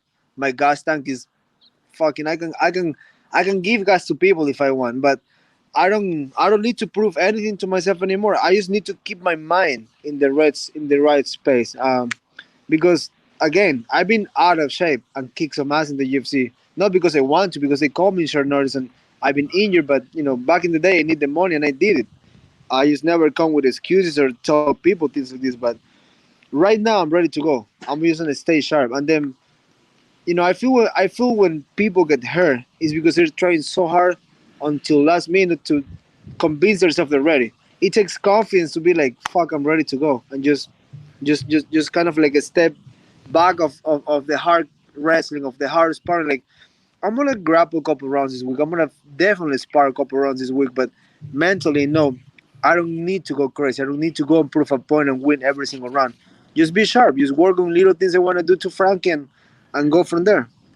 So speaking of that mental thing, I'm wondering what this is going to be like, because you're coming to New York to fight Frankie Edgar in essentially his backyard. He's considered, New York's favorite son or whatever. Have you ever dealt with this before, fighting a guy where you're essentially in his home territory? And who do you think that puts more pressure on, him or you? I've been in this position my whole career. I fought Brazilians in Brazil. I fought guys from the UK and in London, and I'm fighting again. And the only thing I learned through these whole years, it doesn't fucking matter. When they close the cage and, we're in front of each other, it's who wanted more. He's whoever prepared more. He's whoever just is willing to fucking die in that moment. And I already know I'm that guy. So I'm not going to be tripping or worried about if people yell his name. The crowd doesn't affect me. I'm a person that brings no emotions. I don't take nothing personal. I'm just there to be smart and play the game. I'm in good spirits and I'm very prepared for this fight. So it doesn't matter where the fight goes. I'm gonna be ready. I know you will be. I've seen the work that you put in. I know the sacrifices you make, and you try and surround yourself with the best people. When I say what I'm about to say now, I want you to tell me how this feels, because I'm looking at your record on Wikipedia, right? And you got a beautiful 5-fight win streak there, right? 5-fight win streak. That's fucking huge. Then there's a loss to Song Yadong that you, me, and a lot of people out there thought you won that fight, and I know you were pissed afterwards. Then there's a win over Sean O'Malley, right? Which is the only person to beat him. Then there's a loss to Jose Aldo, which was a fucking really, really even fight, and then he fucking took you back and held you there for 3 rounds. Sorry, for the final round, right? And then you had the beautiful performance over David Grant. If you take those fucking 2 losses, and one of them that shouldn't have even happened, because I thought you beat Song Yadong with respect to him and his team, right? You would be on a 9-fight fucking win streak. How does that make you feel? Does it make you angry? Does it give you motivation? Does it get you fired up? What does it do to you? It just tell me how good I am. It just tell me like I've been right there to fight for the title, and I feel like even the Song Yadong fight, like they give me the Miley fight, because that was still a big fight, even if it's a fucking clown and you don't have the balls to fight the real fight. It still was a big fight. Kick his ass, knock him out, and then they give me a huge fighting Aldo. And again, that was a close fight. Like I feel like the first round was kind of like even, like nobody really killed each other, but let's see if they give it to him. The second round, he was 100% my leg. I walk him down, get him tired, and then in the third round, I lose focus, and that's what I focus the most. I lose my focus. I get a little excited. I get definitely cocky, and then I just went and just tried to treat him like a fucking beginner, and that's why he went like, okay, thanks for giving me this opportunity. Took my back and held me down. I could say any excuse. I can act like a loser and say I lose because of this, because of that. No, I just couldn't get out on time, and he won on points. So, but I know deeply in me, if we face again, I'm gonna eat his lunch like that. But I thought you were gonna say eat his dick. I was like, whoa, steady on, bro. I gotta win this fight. I got nothing but Edgar, but the future is near us. Yeah. You mentioned they're losing focus, right? And I know for a fact, it's crazy. People will never understand. You're in the octagon and you got an opponent that's world class trying to take your head off. You got all these people, and your mind fucking drifts, and it is incredibly hard to remain so focused for 15 or 25 minutes on the opponent. And one little bit of distraction, your mind drifts. You know, it's weird, isn't it? I don't know if you've ever experienced this. Your mind drifts, and you're thinking about bullshit things when you're in the middle of the octagon. I'm assuming, right? You've had that. I'm assuming that Perillo has really helped on that side of things. And tell me what Perillo's meant to your career, because I know for my career, I wouldn't have that Hall of Fame statue behind me. I wouldn't have those world title belts if it wasn't for Jason Perillo. But yeah, I'll hand it over to you. I basically just follow your steps. I knew years ago that was the place I'm gonna go to fix my career, right? To fix my fighting, to just correct those little things. And I believe Perillo not a while ago posted a picture of me saying congrats back in 2016. Like I maybe you or Cyborg, one of you two won a fight. I believe it was you, because you were the one that I was always looking forward, because we have a similar path, and Perillo always told me that. Even, you know, coming from different country, moving here and with him, and since I'm with him and since you started with him, just the level went crazy high. So I told him, hey, it will be good to train with you. And he never replied to me. But I know when I want something, I just keep asking for it. And, you know, I think I asked so many times, like, hey, that's why I didn't left my old gyms, because I was like, why am I going to leave if you don't take me? But I keep asking until one day he actually went like, okay, you want to stop coming, you might as well come to the gym twice a week.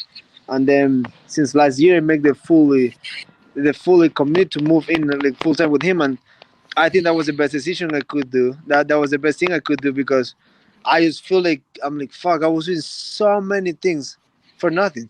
He basically give you the work you need to win a fight. Before that, I was just doing so much. There were times I would do four or five training a day for no reason. So I was sweating, I was in shape, but I wasn't getting better at all. Yeah, people don't realize that. I know, Sean Harrington, I know you're going to jump in there. People think more. It's like, you got to have the courage. Perillo always said it takes courage and it takes bravery to take a rest day, to take a day off. That's what he said. It takes confidence to take a day off. It takes confidence to take a day off, because it's when you're not confident truly in yourself, you think, I've got to train. It takes balls to say, do you know what? I know he's training his ass off, but today I'm going to sit on the couch. I'm going to put my feet up. I'm going to get a massage. I'm going to rest. You know, it takes balls to do that when your opponent's trying to kill themselves. Harrington, go ahead. Well, I was going to say, you know, you just said you were following Michael Bisping's career for quite some time. I have to ask, like, when I came into the sport, when I became a fan of the sport, Gray Maynard versus Frankie Edgar 2 and 3 were the two most exciting fights I'd ever watched. Is there any sense of that for you, like as somebody who watched Frankie Edgar back in the day before you were in the UFC, you know, and then fighting him obviously in a couple of weeks? Is that doing anything for you? It makes nothing for me. I fought guys like Brad Pitt, and I fought guys like Aldo that I watched him fight when I was in high school. I really don't get attached to nobody. That's why most of the fighters I like, they're big guys. So I don't have to never worry about fighting them or anything like that. I swear, like, I was never a fan of the small guys, because I knew, I was convinced I would get there. I was like, why am I gonna be a fan of a fucking guy that I would like to kill later in life? So like, I watch, I learn from most of them, but I was never like, fuck yeah, let's go. You're my hero. That is awesome. I want to say that, to be sitting there in high school being like, I'm gonna have to fight this guy one day, so I'm never gonna be a fan. That's incredible. I knew it. I was like, I really want to be a professional fighter. Like, I want to be a professional fighter before I knew this wasn't a career, but I just like to fight. Like, if I would have been in Miami at the right time, I probably would be fighting at the same place with Kimbo Slice and all those guys, because I just like fighting so much. But in Ecuador, fighting wasn't developed. It's still not very developed. Even now, we have another Ecuadorian in the UFC, and it's growing up. But it's not like we have like gyms and, you know, everybody's fighting. It's still very green. Yeah, no, absolutely. But you're flying the flag though, Chito, you know, so you're representing your country well. We'll let you go in a second. Let me ask you about this. Your old buddy, and you probably hate every time I say this, but Sean O'Malley's fighting Julian Paiva. Or Paiva. How do you see that one going down? Do you know Julian? Do you know who he is? What do you think about that fight? I'm a nerd. I watch fights probably as much as anybody else out there, and it's a challenge, but it's still like a hand pick. It's still a perfect fight because this is how I see it. His body lost to Paiva last fight, right? The Carter Phillips guy. Yep. They have a similar style. They both are big guys for the division. There are a lot of like sleeping and throw that big right hand, and the only difference between Phillips and O'Malley is like O'Malley's a little bit more quicker, a little bit more precision. Seems that Phillips hits a little harder, but it still like couldn't take Paiva out. And Paiva he's make a smart choice. He was a way too big 25er, came to 35 and have some success in that fight. Like no one was expecting him to win. I knew he was a tough guy, so I was like, okay, let's see what Phillips has, because Phillips is still green in the UFC. Haven't really fought crazy fights yet, but he's a very talented fighter. So might go far in the career, but he's fighting that guy, right? He's fighting the guy that was supposed to lose, win. So now he got it, and I think there's a way more harder fights in there. He was supposed to fight Frankie Edgar, and he declined it. So I know. That's how you decline big fights. Like you're talking about, you want to make $500,000, blah blah blah. You don't get paid if you don't fucking fight. And then even if you beat Paiva, you're still beating a guy that is not high in the rankings. It's like, how you gonna ask for that crazy money? Even if you clean Paiva in 10 seconds, you're still declining Edgar. I'm like, so you're gonna make big money. Go ahead. And you just showed to everyone. Sorry, I didn't mean to cut you off before you were done. My bad, Chito. You just showed to everyone why you're one of the best analysts. Because for those people that don't know, Chito does the Spanish commentary. You know what I mean? So I see him down there all the time. Before Chito got too big time, we used to share the car with each other.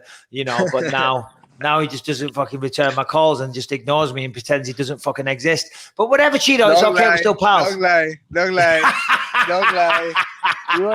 But another big fight in your division that just got announced: Dominic Cruz versus Pedro Munoz. What do you think of that one?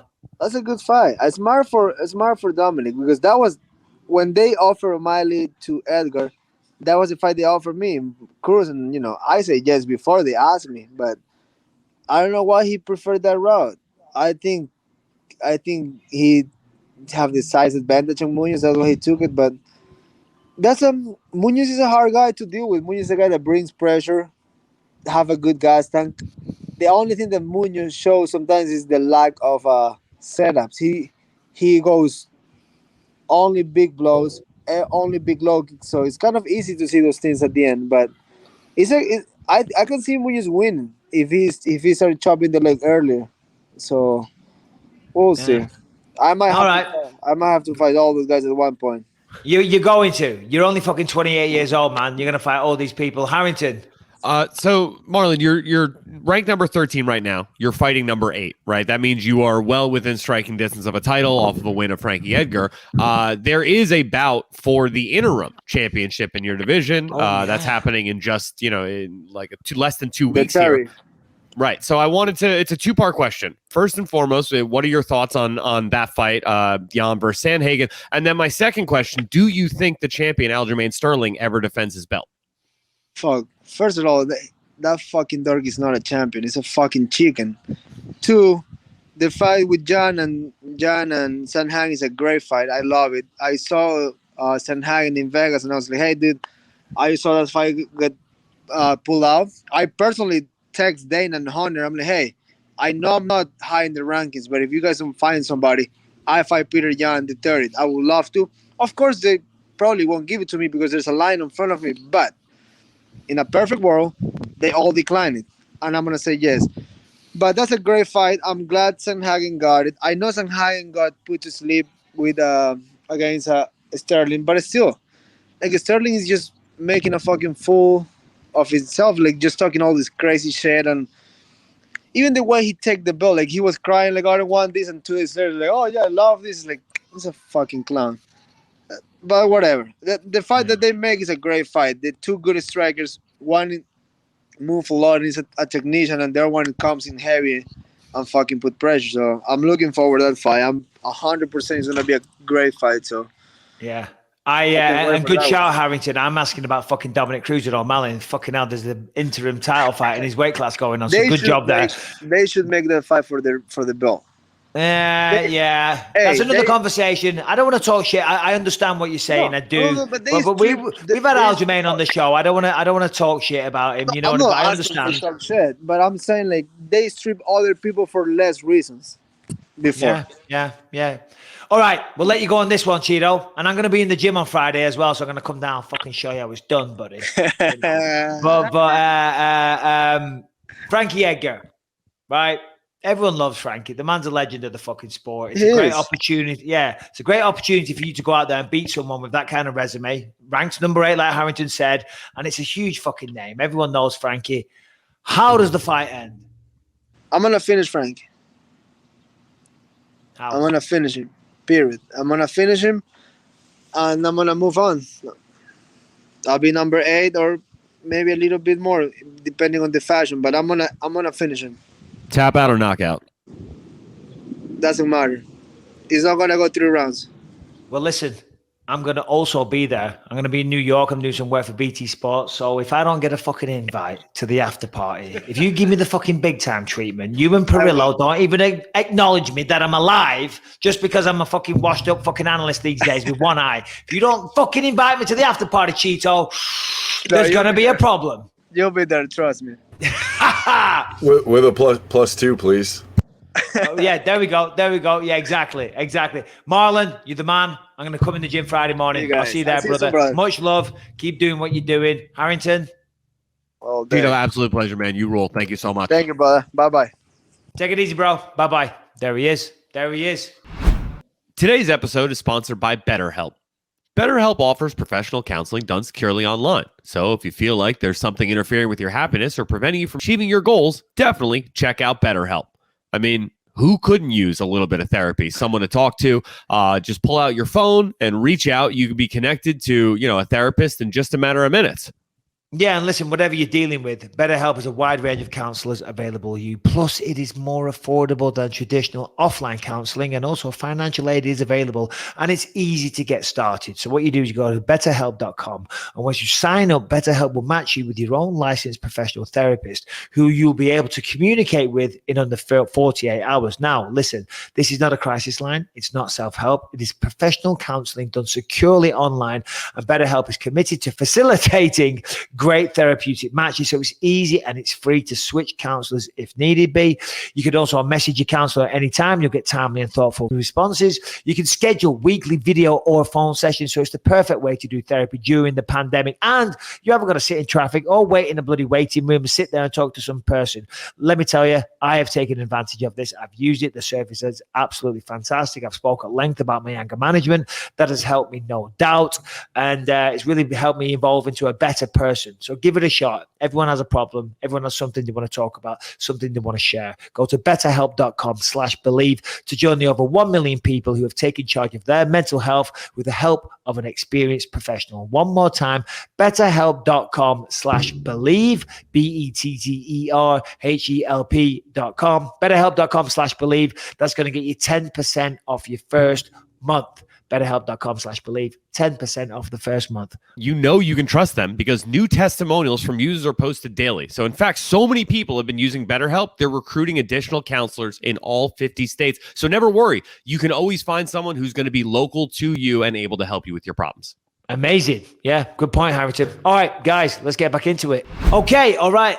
Listen, before we get into anything else, just want to say, if you guys want to send in a video question, come on. We're going nowhere, guys. Everyone was like killing themselves, saying, BYMpod@gmail.com. Send in your questions, and we will answer them. Isn't that right, Harrington? What have you got to say? I mean, look, maybe if you sent better questions, Lewis wouldn't have left, but who cares, right? This isn't about, the here and now. We're dealing with the reality as it is. Get those questions in. Also, while we're here, let me just do plugs. Subscribe on iTunes, YouTube, all the different platforms that you can find this show for free. If you like the content that you're hearing and you want to get rid of those pesky ads, head on over to gasdigitalnetwork.com. Use the promo code BYM. Get yourself a 7-day free trial, and you'll get access to over 20 great shows on the network. and then BYM merch, which I believe is still at bymmerch.com. Correct, Amundo. It is, and we need to get some new stuff going. So I'm going to speak to my guy, and we'll get some new stuff coming up pretty soon. So yeah, there you go. All right. Well, listen, we've been going for a bit of a while. So well done to Sean Strickland and Chito Vera. Thanks for joining us. Very different energy on those two guests, let's be honest, but still loved every minute of it. And I'm glad you're enjoying the show, and I'm glad you're here and you're sticking with us, and we appreciate the support truly. All right. There was a lot of fight announcements. There's other things going on in the MMA world. I know about Aspen Ladd. We said we're going to talk about that, but that's a long conversation, so we're going to stay away from that now. Fuck it, who cares? Harry Tony. And in fact, both of you, in a non-sexual way, can hammer fist me now. Okay, because it used to be Lewis and you, but now he's gone. So now it's you and Brian, hammer fist, 2 at a time. Give me what you've got. Go easy, lube up. What have you got? Take your best shot. All right. How about this one? The UFC has been circling this for quite some time. Fans have been asking for it for quite some time. Leon Edwards is going to face Jorge Masvidal at UFC 269 in December. Surprisingly, maybe not surprisingly, Leon Edwards opens as a minus 146 favorite in that fight, Michael Bisping. What do you think about that? I think, first of all, what an incredible fight. And I'm so happy to see the fight booking. Leon Edwards, sorry to go on about the show again, the tour. He came out to the Birmingham show. And we were talking afterwards, because I was always like, what is he doing? He's going to fight Masvidal. And we had a bit of a laugh with it. I said, I hope you weren't offended by what I was saying. I just want to see that fight. And he's like, yeah, well, it's fucking happening. And I think it's an incredible fight. Yeah, I understand why Leon is the favorite. Of course, look at the form he's on. Look at the people he's beaten. Look at the win streak, 8 or 9 in a row now. Okay, not the disqualification and no contest with Bilal, but still, the man's fucking on fire. And Masvidal, he can regroup. He can come back. But the reality is that he's had it's not been the best year. We'll put it like that. 2019 was great. Since then, he had 2 losses to Kamaru Usman. No shame, by the way, losing to fucking Kamaru Usman. Everybody loses to Kamaru Usman, do you know what I mean? And he's only getting better, and that's a scary thought. But with the 3-piece in the soda footage, it's going to help. There's going to be a big pay-per-view. And with that fight on it there, and I saw it online somewhere, he's getting $1 million for the fight. God bless Leon. Leon's getting $1 million? That's what I heard. That's what I saw someone. I don't know that from UFC. I don't know that from Leon. I just saw some talk. Someone was talking on Instagram about that or whatever. So I'm not sure. So, but still, if he is fucking awesome, I'm very happy for him. What an incredible fight. Do you think, because we've had this rash of like big, high profile, right? Like undercard fights getting that 5-round treatment. Do you think this is going to be one of those, or you think it's going to be a 3-round fight? You know what? That's actually a really good question. And I think this would be a perfect candidate for one of those fights. And let's be honest, Masvidal versus Leon Edwards is a main event all day by itself. The only reason I'm going to say no, and that is a good question, well done. The only reason I'll say no is because we've already got 2 title fights on there. And yes, there was 2 title fights on there when Leon fought Nate Diaz. So they did it then. But I think did they go to a decision as well? So then you've got 75 minutes in 3 fights. It's a long time for the consumer. I don't know. Maybe not. What the fuck do I know? I'm not Dana White. I don't pull the strings. Brian. So Harrington put this in the notes, and I thought this was pretty interesting. Chuck Liddell put out a statement about his domestic violence incident the other week. I know we're a couple of days late on this, but you're going to have to forgive us. But here's the statement that Chuck Liddell put out. Yeah, okay, so I'll read it out then. So last night, the LA Sheriff's Department deputies who responded were professional. While the information about the case will be revealed in due course, I believe it's important to convey and clarify a few facts about the situation.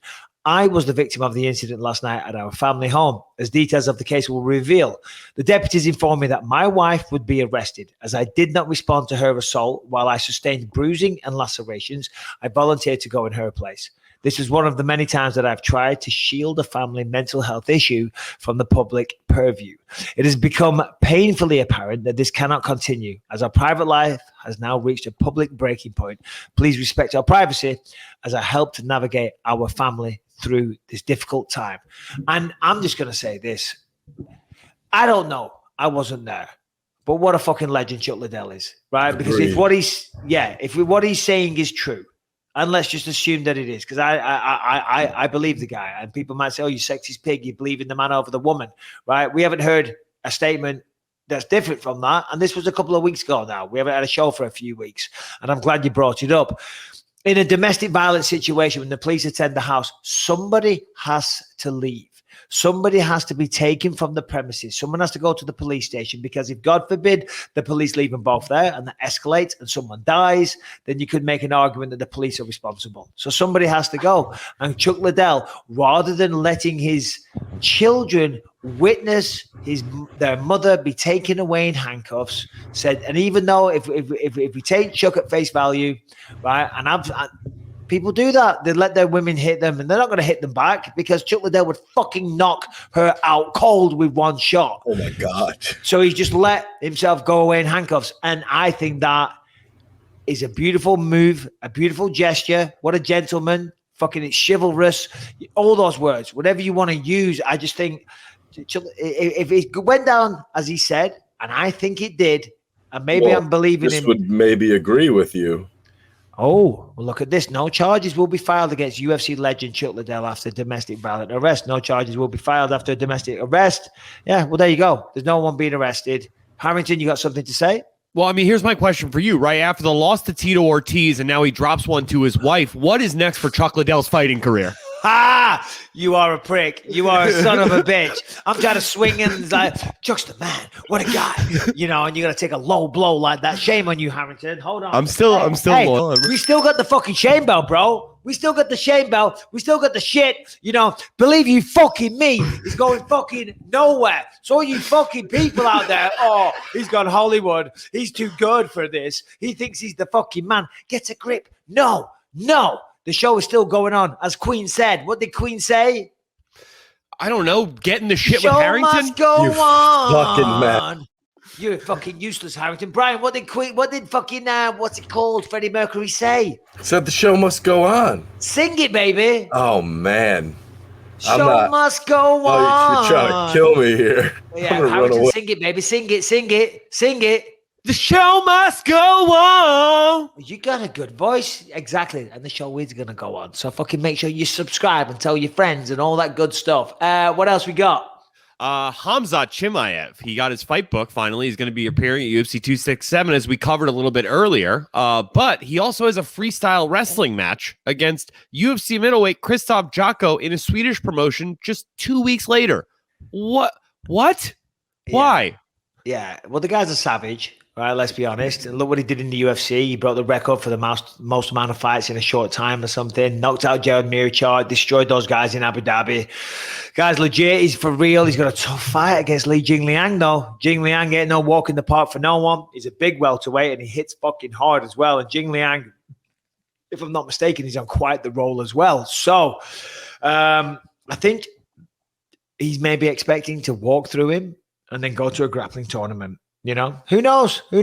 I'm not sure who wins that. I mean, I don't know, because people say Khamzat is the real deal. And anyone that spars with him says that he's unreal, and apparently he used to beat the shit out of Gustafsson when they sparred and stuff like that. So who fucking knows? But it's funny you talk about wrestling, because as we know, I'm not the biggest wrestling fan.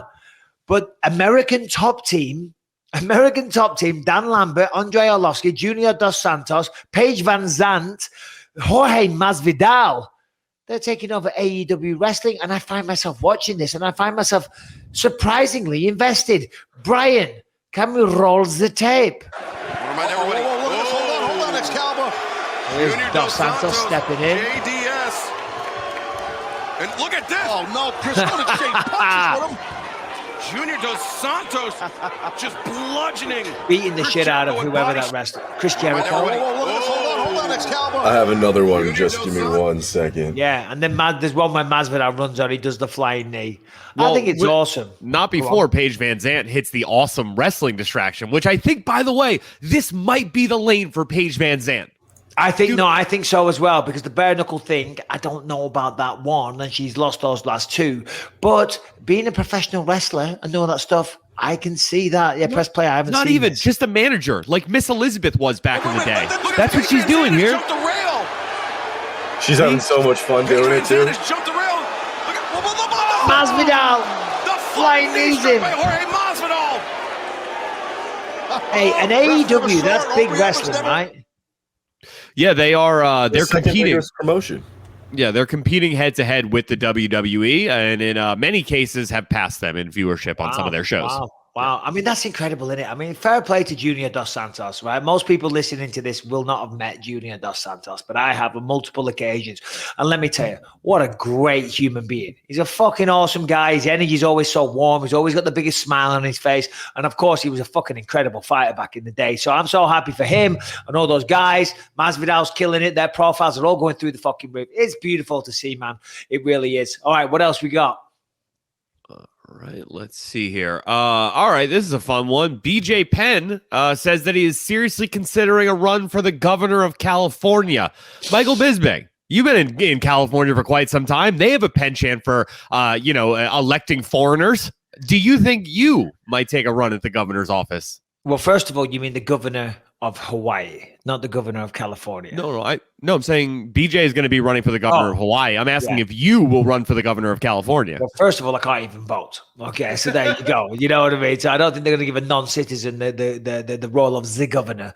But didn't end well for Tito Ortiz, his little mini political career that he had there. That crash and burned pretty fucking quickly. But if you follow Barcinia Depot on Twitter, Full Contact Fighter MTW or something they got a lot of fucking footage out of that. I'm telling you, that was a fun page to follow on Twitter for a while.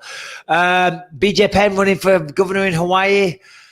I say this. I say, how about we let skilled politicians, people that know the system, that are smart, run the country, not people that aren't qualified, right? And I know there is people that are shady and there's people that lie, but there's also a lot of good people out there as well. You know what I mean? So I would just say MMA fighters aren't real. This is going to blow your mind. It's a hot take.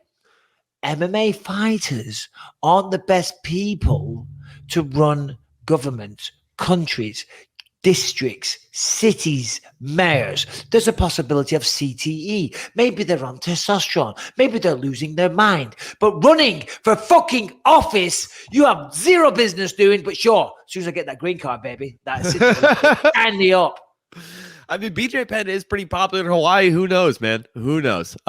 Crazier things have happened because he is ridiculously popular. And I love BJ. I will never hear a bad word about BJ, so fucking go for it, BJ. Well, to be fair, I mean, Manny Pacquiao is running for president of the Philippines right now, and he's probably going to win. Like the Philippines doesn't have enough problems already. Now they're going to stick a boxer in charge. You know what I mean? I don't know too much about the Philippines, but I'm pretty sure. I'm sorry. What is that? What is that? That's my ringtone. Oh, what did it say? Mosh pits everywhere. Oh, okay. Yeah. Sorry. No, I don't know, but from what I hear, there's a lot of poverty and hunger going on in the Philippines. And Manny Pacquiao is a man of the people, so maybe I'm wrong when I say this. But again, right, boxers, good at skipping, right? Probably a good fast runner, you know what I mean? Shadow box the shit out of you. Sit-up challenge all day fucking long. Solving the hunger and poverty problem of the Philippines, I don't know if he's qualified for it. He's been a politician for like a decade or two. He's been a politician for a long time, Manny Pacquiao. All right, well, fuck it then. He's in charge. Let's go. Fuck it. So here's something that's pretty interesting, Harrington put in the notes. We're also a little late on. Kevin Holland apprehends a fucking car thief. Here's the video. Up to this nigga out catching bad Guys. Yeah, I did see this. Stole his car and he got him. This guy here saw him and helped me. Yeah. I mean, I'll be honest, in certain parts of England, you get called a grass for that. Do you know what I mean? Or a rat, as you say in America. Harrington, have you ever stopped a crime? I'm trying to think. I don't Brian, believe have so. you ever stopped a crime? I have chosen not to commit crimes. Does that count? In a roundabout way, I guess it does. I guess we'll end on this little story, this little tete-a-tete, this little anecdote that I've got for you. I've told this part of the story many times. You know, when my records got stolen out the trunk of a car, the boot of a car in England, and I kind of flipped out and I was searching everyone's car, and then there was a guy tied up in the boot of the car, right? And I was like, oh, fuck, I wasn't expecting that. Okay, you haven't got my records. If you haven't heard the story, then I don't know what to tell you, but I'm not going to bore everyone. Read the book. It's been out for quite some time. Read the book. Anyway, a week or two after that, we were down this nightclub called Maxime's in Wigan, right? And I was DJing, but I had a lot of my records stolen. And I was still pissed off about that. And I walk out and we're walking back to the car. And there's this little fucking tow rag, this little shit. And he's on the fucking car park. And he's got a screwdriver and like a chisel. And he's fucking trying to break into people's cars. You know what I mean? And we catch him. I walk over. I say, hey, what you doing, buddy? I was like, yeah, man, just, you know what I mean? Just trying to get a few car stereos and whatnot. Do you know what I mean? I go, oh, really? Really? I said, so you're a thief? He goes, yeah, I am. I said, you might call me a thief, but, you know, I'm making 2-3 grand a week. I said, right, yeah, but the fact remains you are a thief. And he says, yeah, I am. I go, all right, boys, start the car. Because you never know. You don't know who he is. You don't know if he's got a gun. You don't know if he's with all the doormen or something like that. So I stand there and they start the car and it pulls up. I go, so you're a thief, yeah? And he's like, yeah, and the energy got really weird and I got a little bit closer. Some might call it into headbutt range. And I just give him a little fucking top. Nothing crazy. Nothing. It wasn't a headbutt to the nose where you break the nose or something. I just fucking put him down. Little top of the forehead. Dropped him there. Right. I said, you fucking scumbag. Because it was dicks like him that stole my records. You know what I mean? So I gave him a little talking to. So to answer your question, yeah, I've stopped crimes. You know, some might call, not all heroes wear capes, Harrington. Well, I mean, to be fair, he was checking car trunks at a venue. Why wouldn't you take that guy back to his car and make sure he didn't have your records? That guy probably stole your records. There's a possibility of it, you know. You never know. But anyway, all right, well, there you go. That's the end of the show, I think. So we've been going for a little while there. Again, we're not trying to replace Lewis. Lewis has had an unreplaceable presence on this show. But things move on. Times change. And that is what's going on. We thank you for all the support, the love and the appreciation that you've shown for the show and for all the concern. We thank you for all the nice, positive comments that you've sent towards Lewis's way. I'm still going to be supporting Lewis. We're still going to be friends. We're still going to have a healthy relationship. And then if we continued, perhaps that wouldn't have happened. You know, immovable force meets the unstoppable object. Two fucking alpha fucking males. We were arguing a bit, this and that. And like, it was either this or nothing. Do you know what I mean? So there you go. I hope you all understand. Thank you for sticking with us. Harrington, fantastic job today. Brian, fantastic job. We'll be back with another show next week. We will be having plenty of guests coming on and all the rest of it. And we do appreciate you all. Remember, sending your questions, bympod@gmail.com. We'll be back with another show probably next week. And until then, take care. Harrington, anything to say? Honor and a privilege as always, Mike. Glad to be back with the Believers. Take care, guys.